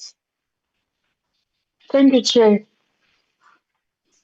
I'm then handing over to yourself, Chair. Thank you, Honorable Chairperson. I will take in some questions, and then the balance I'll ask the management team to come in. But where I thought maybe I should start, Honorable Chairperson, is this: that the role of Brand SA is to protect the nation brand. Countries around the world are competing for investment, for the share of the tourism market, for trade and trading partners, to attract the best talent around the world. And so we as a nation brand have to join the world in that fight to share for all of these things. Of course, and let me preface this by saying I'll give an example, honorable members, and maybe at other engagements we can have a lot more detailed presentation to try and clarify what we're talking about. If you look at the middle-income countries, such as your Turkey, your Indonesia, and so on, many of these countries were more or less the same size GDP as South Africa around 1994, so mid-90s, at around 200 billion US dollars. If you look at many of those countries today, such as Turkey, are sitting at 1.1 trillion US dollars as the size of the GDP. South Africa is at 400 billion US dollars.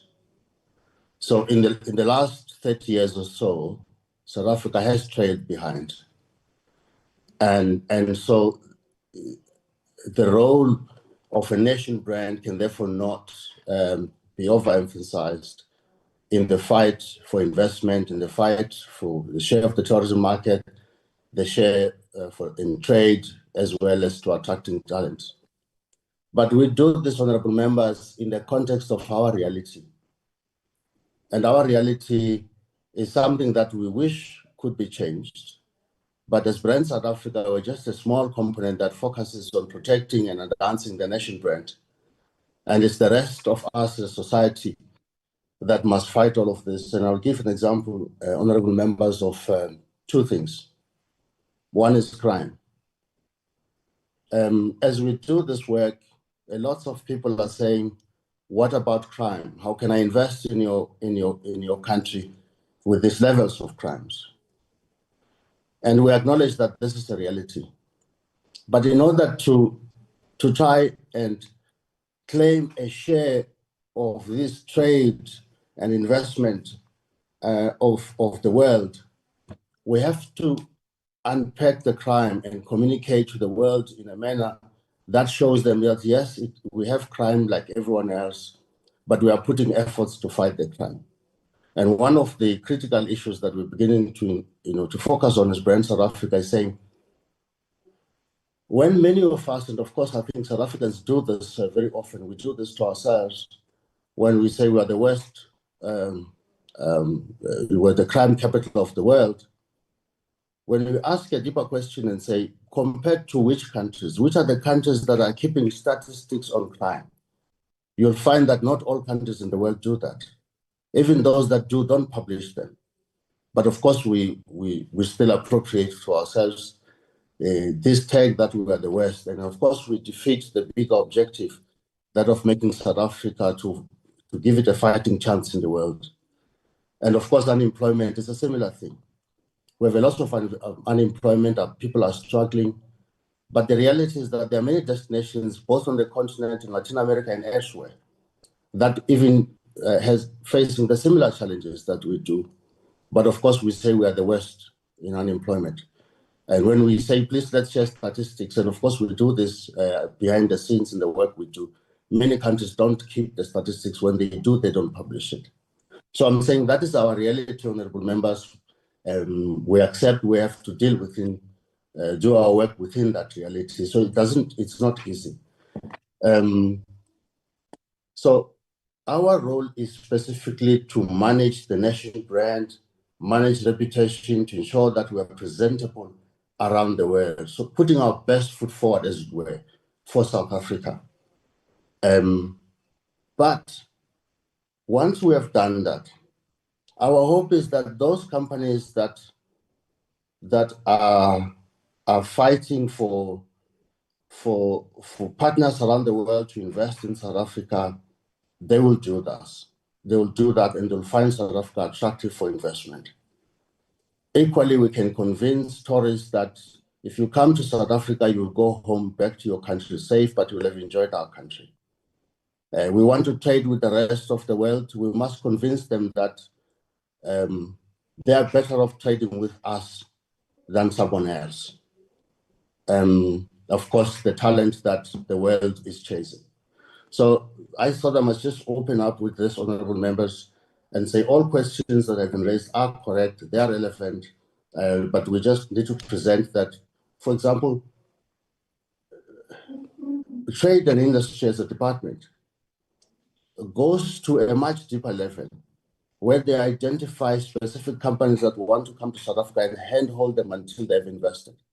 But before they make the decision to consider South Africa, they must say, in all the countries of the world, which are the national brands that they find attractive. And when they make that decision, we have to make sure that South Africa is part of the basket from which they choose where to invest. So that is our role, and I hope that in this small way, it will help to clarify what our role is in relation to vis-a-vis other role players, such as tourism, trading industry, and so on. There's one question that I will take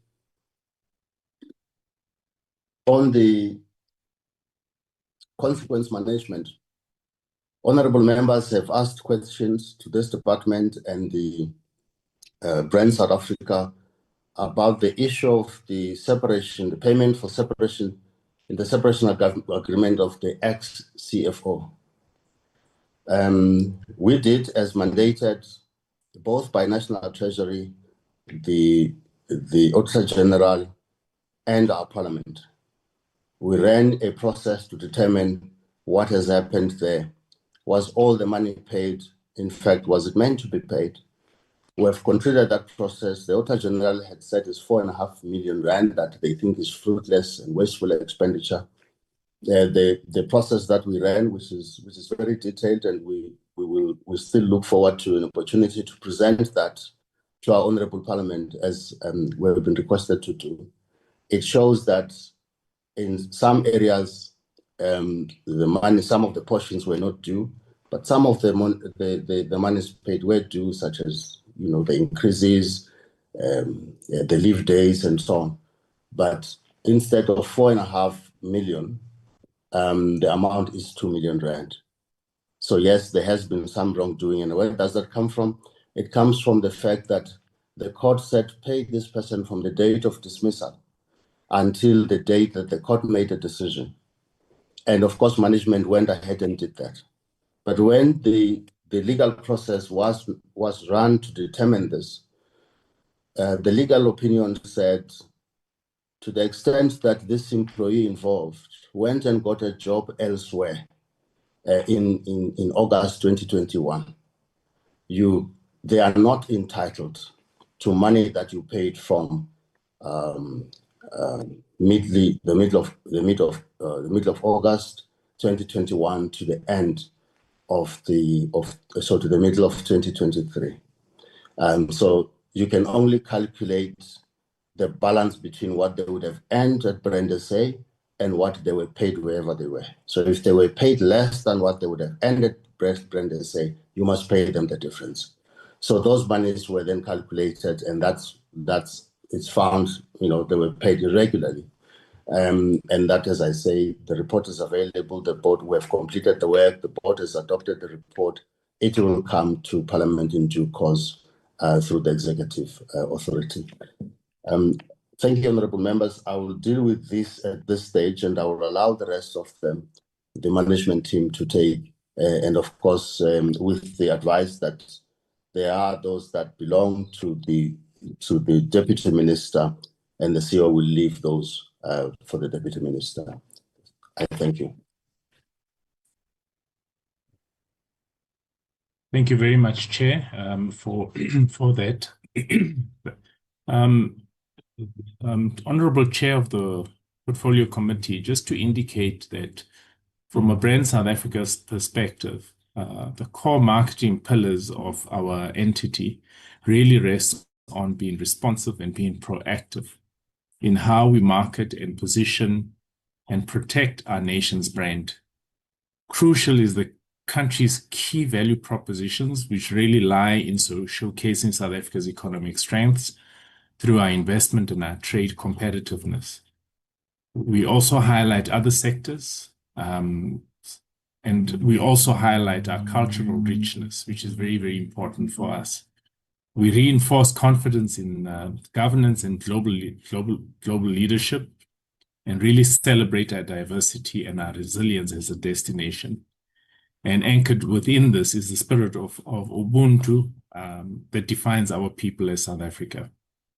An independent country brand and reputation marketing agency really plays a crucial role in driving this, as what we do as Brand SA, to ensure consistency in terms of our messaging, to ensure consistency in terms of showcasing the credibility of the destination and the integrity of how our nation is represented in critical markets.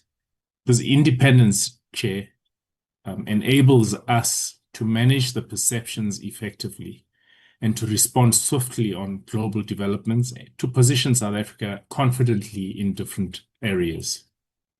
Chair, I must indicate, as my chair of ARCO has indicated now, there are enough negative voices about our country.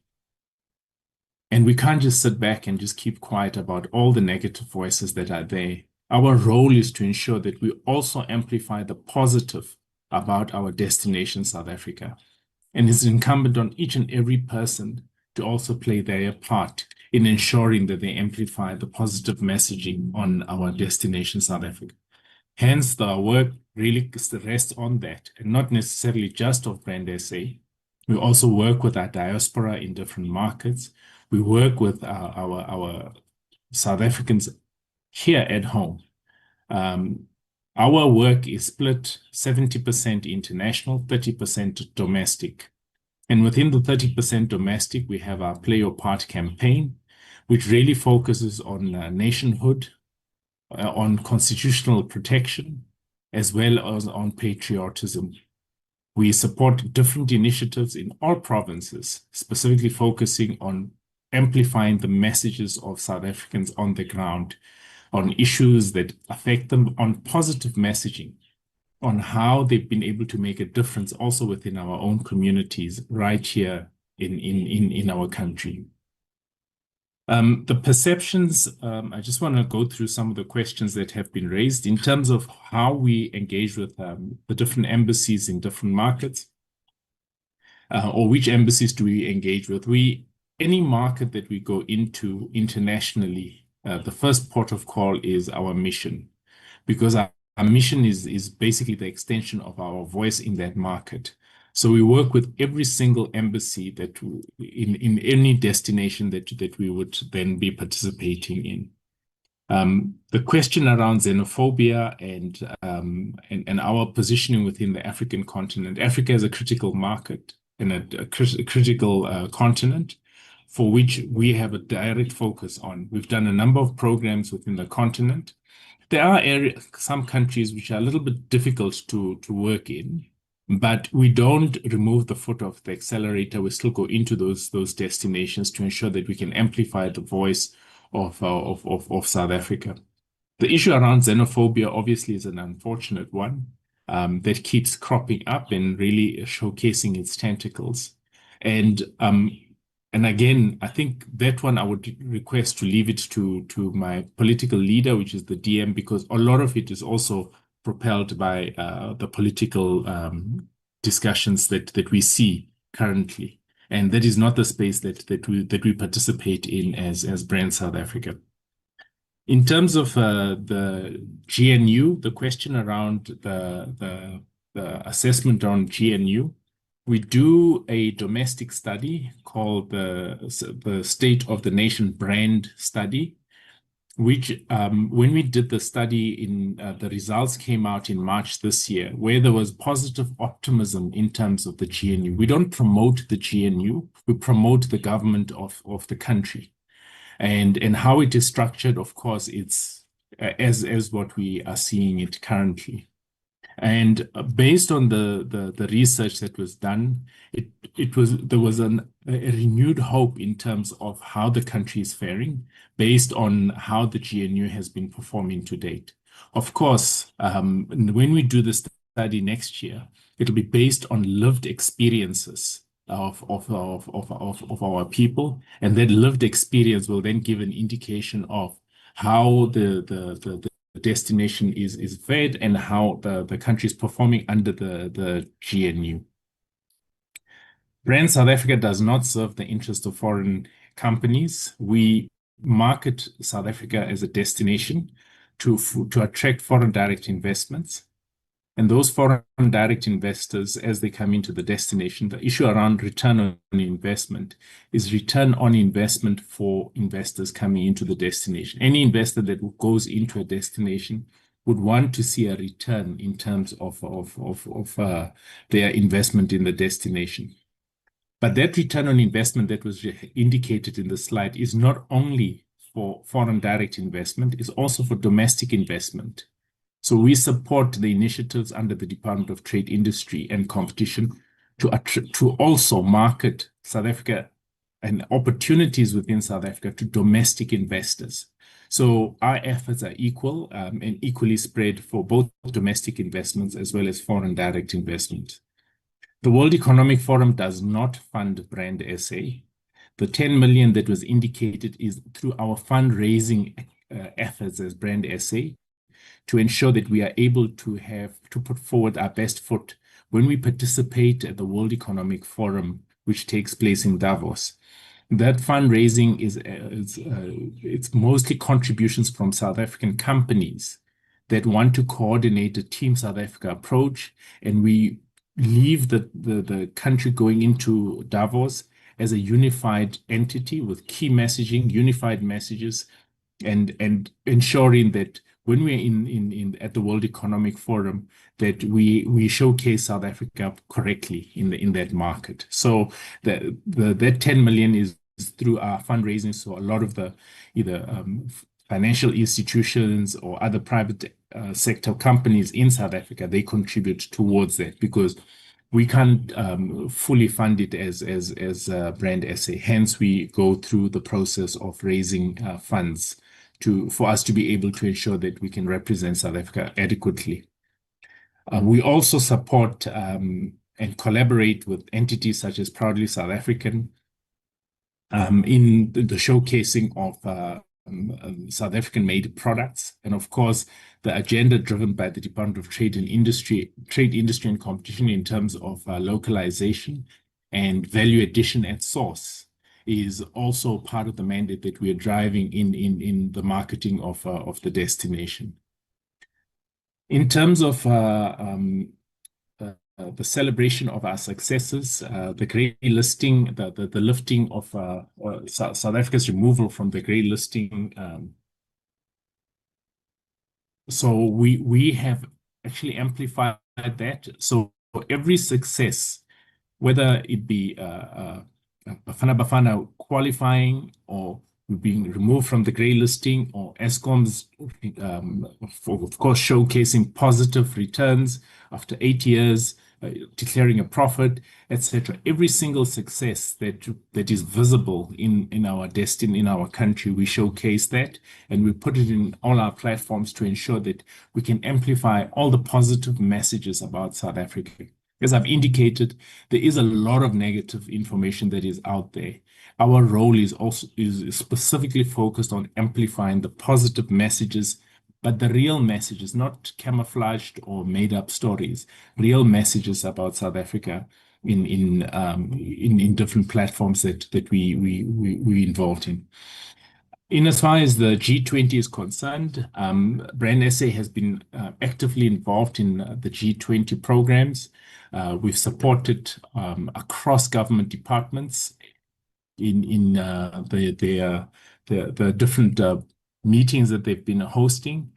In particular, we also took a conscious decision as an entity to elevate the Y20, which is the Youth 20, and we participated and worked closely with NYDA and other institutions to support the youth.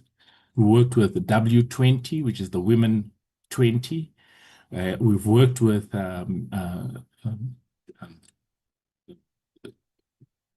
T20, which is the tourism aspect, M20, which is the media and the marketing component, as well as other work streams, such as the social summit that is coming up between the 18th, the B20, which is related to the business area of G20, including other work streams led by DIRCO, Department of Finance, which is Treasury, Trade, Industry and Competition, Sports, Arts and Culture, mineral resources and petroleum,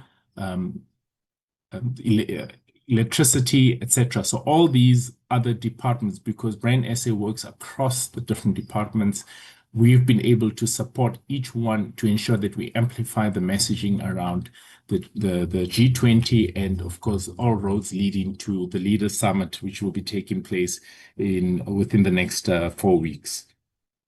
So, Chair, I think I've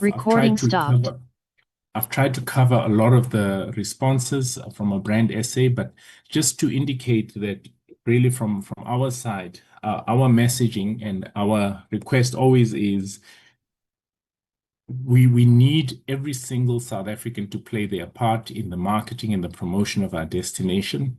And really, for us, just focusing on the negative information all the time is not positioning South Africa adequately in different markets. We need every single patriotic South African to also amplify the positive messaging about our destination. Thank you, Chair.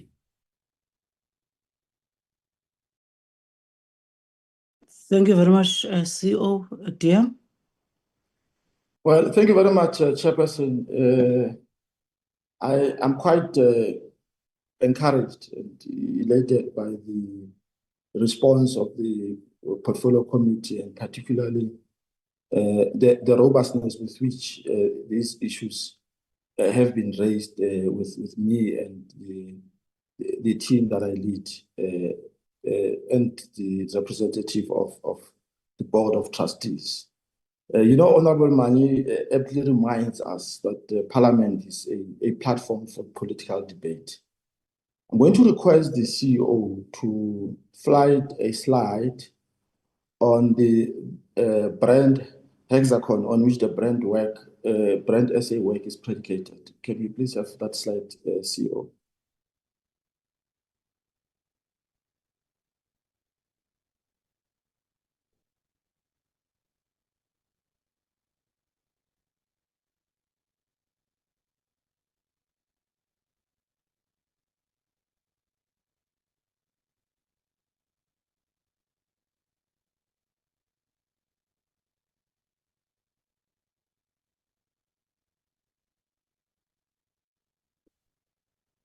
Is it visible, DM? It is visible. I can see it. I hope members can see it. This is what the work and the mandate of Brand SA is measured against. It's not just measured against tourism, it's measured against promotion of the work that we're doing on governance and measuring perception around governance. It's also predicated on investment and immigration, the work that we do to promote the South African story on investment and immigration, the work that we're doing on foreign direct investment, as it has been aptly mentioned, the work that we do on exports, the contribution that we are making towards the trade flows in our country. It's also measured against culture and heritage, but also on people, particularly skills and openness. And I'm just trying to illustrate this point because I know that the discussion on the measure of SA tourism and Brand SA has been raised in the past, and we have attempted to clarify our position. I also wish to make mention of the fact that the presidential review report on public entities and the progress thereof will be submitted to the portfolio committee, because we wouldn't have expected that a question such as this one would arise, so that we don't give answers that are inaccurate. But Chair, I think we need to frame our understanding and the mandate of Brand SA in this way. And I'm going to make a very simple example. Brand SA is a brand marketing agency and not necessarily a sales team for Team South Africa. And I'm going to make an example with a product that I'm not necessarily promoting in this platform, Coca-Cola.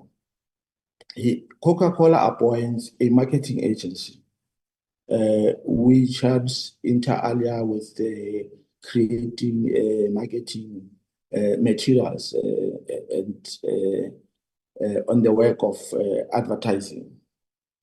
But it also employs a team that is responsible for placing these products in the shops. And I hope that I'm not simplifying.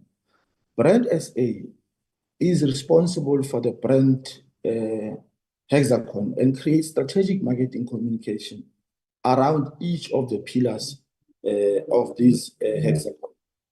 So if you were to think about a property chain, GTIC, agriculture, tourism are like salespeople for the country to take products to the shops. We've illustrated a point in the past, and we've made mention of the fact that our role is not to market South Africa as a tourist destination. Our role is to market South Africa as a brand that is ready to receive tourists, investment across all sectors, as well as position the country as globally competitive, where market and its products and talents are showcased to the global community. So we need to, emphatically and with due humility, Chair, emphasize that, tourism is just but one brand one aspect of the work of the nation brand. And I'm happy that the CEO has gone to town to clarify the role that we are playing in promoting foreign direct investment and in responding to the question about the fact that there was a concern by Honorable Mani that we are serving foreign interest. But as a marketer, think about it, Honorable Mani. As a marketer, when you want to attract investment, you would have to demonstrate a value proposition for that investment. And that is exactly what Brand SA is doing in its work to promote investment and to ensure that we attract foreign direct investment. How do we respond to recording in progress negativity and stories that are narrated about South Africa that are false? By providing fact-based storytelling and making sure that we provide the global community with the facts rather than perceptions about a particular matter that may have gained provenance as a result of fake news. It is our responsibility to make sure that we set the record straight, but that we provide facts. We don't necessarily promote partisan views, but we promote policies of government. We make an effort to make sure that these policies of government are known and are communicated on. The work that has been achieved on grade listing is commendable. It's a consequence of a multidisciplinary effort of government entities, National Prosecuting Authority, various government departments, SARS, to make sure that we are delisted from grey listing. And the subsequent work of Brand SA is to amplify recording stopped. The work that has been achieved through this multidisciplinary effort. Brand SA has, if you remember, started off as an international marketing council. And it was primarily, and it still is primarily responsible for international brand communication. However, there are promotions that are taking place at home through Play Your Part campaign, and it has been quite explicitly dissected. Recording in progress. And I think these are some of the strides that we've been able to achieve. The 88% performance on targets, it's something that commands respect and commands appreciation. And I'm glad that members have appreciated this report at the financials that are also indicative of an environment that seeks to promote correct work ethics and a professional environment where our country's brand can be promoted, not just domestically, but globally. So we really wish to thank you, Chair, for the opportunity you've afforded us. I am a bit worried that we have not had an opportunity to interact in this way. I hope that in future we will interact more on some of the pressing issues. We respect the sentiments raised by members, even some of the sentiments that we disagree with. We respect them, especially on the measure. We believe in the independence of our nation brand so that it can promote the work of the achievements of our country across all sectors in a much more credible way. So thank you very much, Chair. Thank you very much, Honorable TM and your team, the CEO, the Chair, and also the colleagues from Brand SA. And thanks for your responses.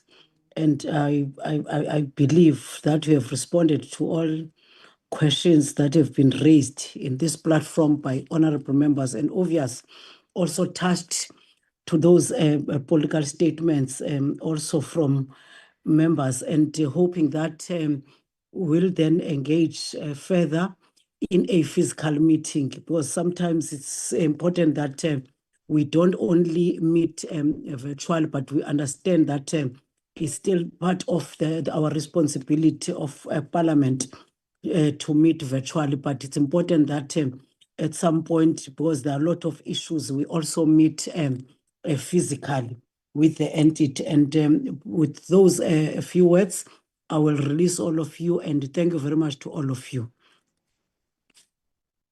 Thank you, Chair. Thank you, Honorable Chair.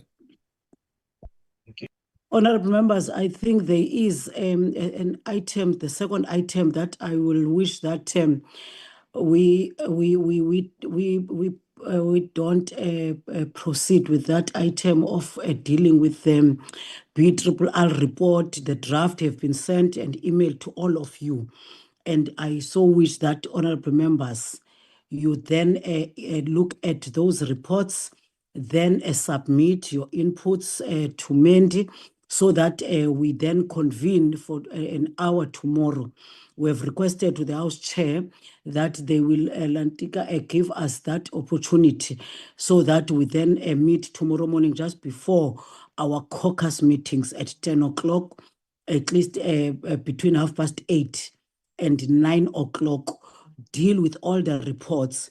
One, the report, the BRRR in terms of the Department on Planning, Monitoring and Evaluation, the States essay, and obvious the DES report, and also the recommendations thereof of all the departments, honorable members. So because of the time now, it's 12:15, and of which some of us, we must then go and catch our buses, and the bus always leave here by 12:25, and then we'll request that can we all tomorrow morning join the meeting, so that we deal with these BRRRs, because it's important that we note them and adopt them.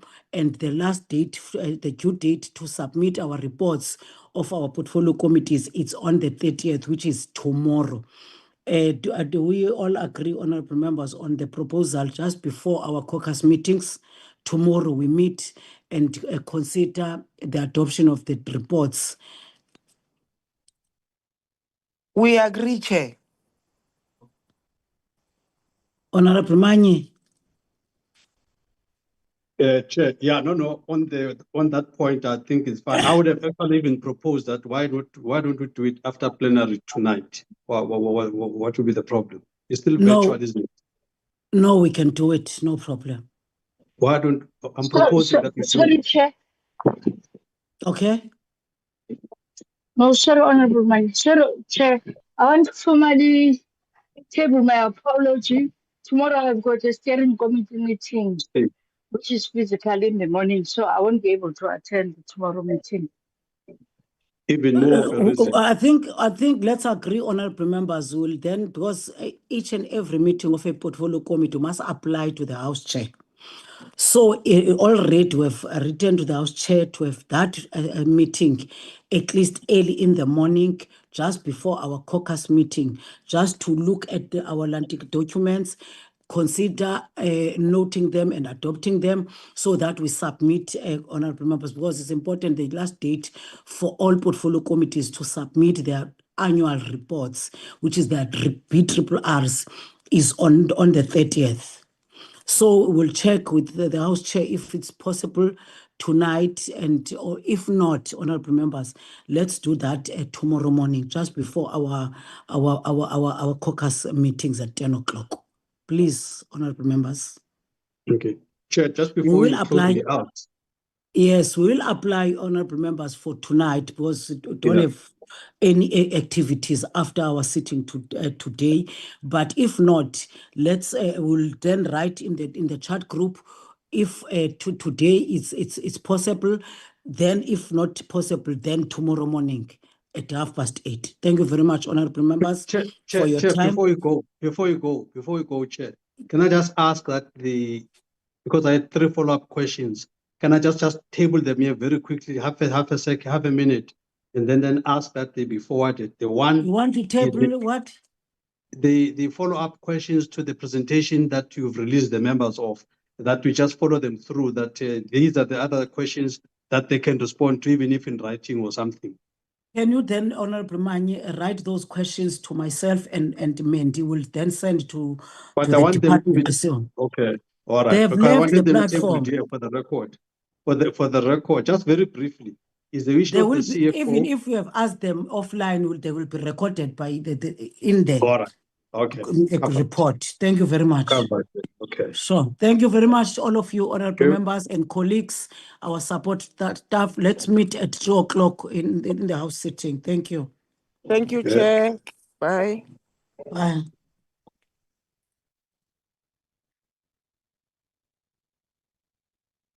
Recording stopped.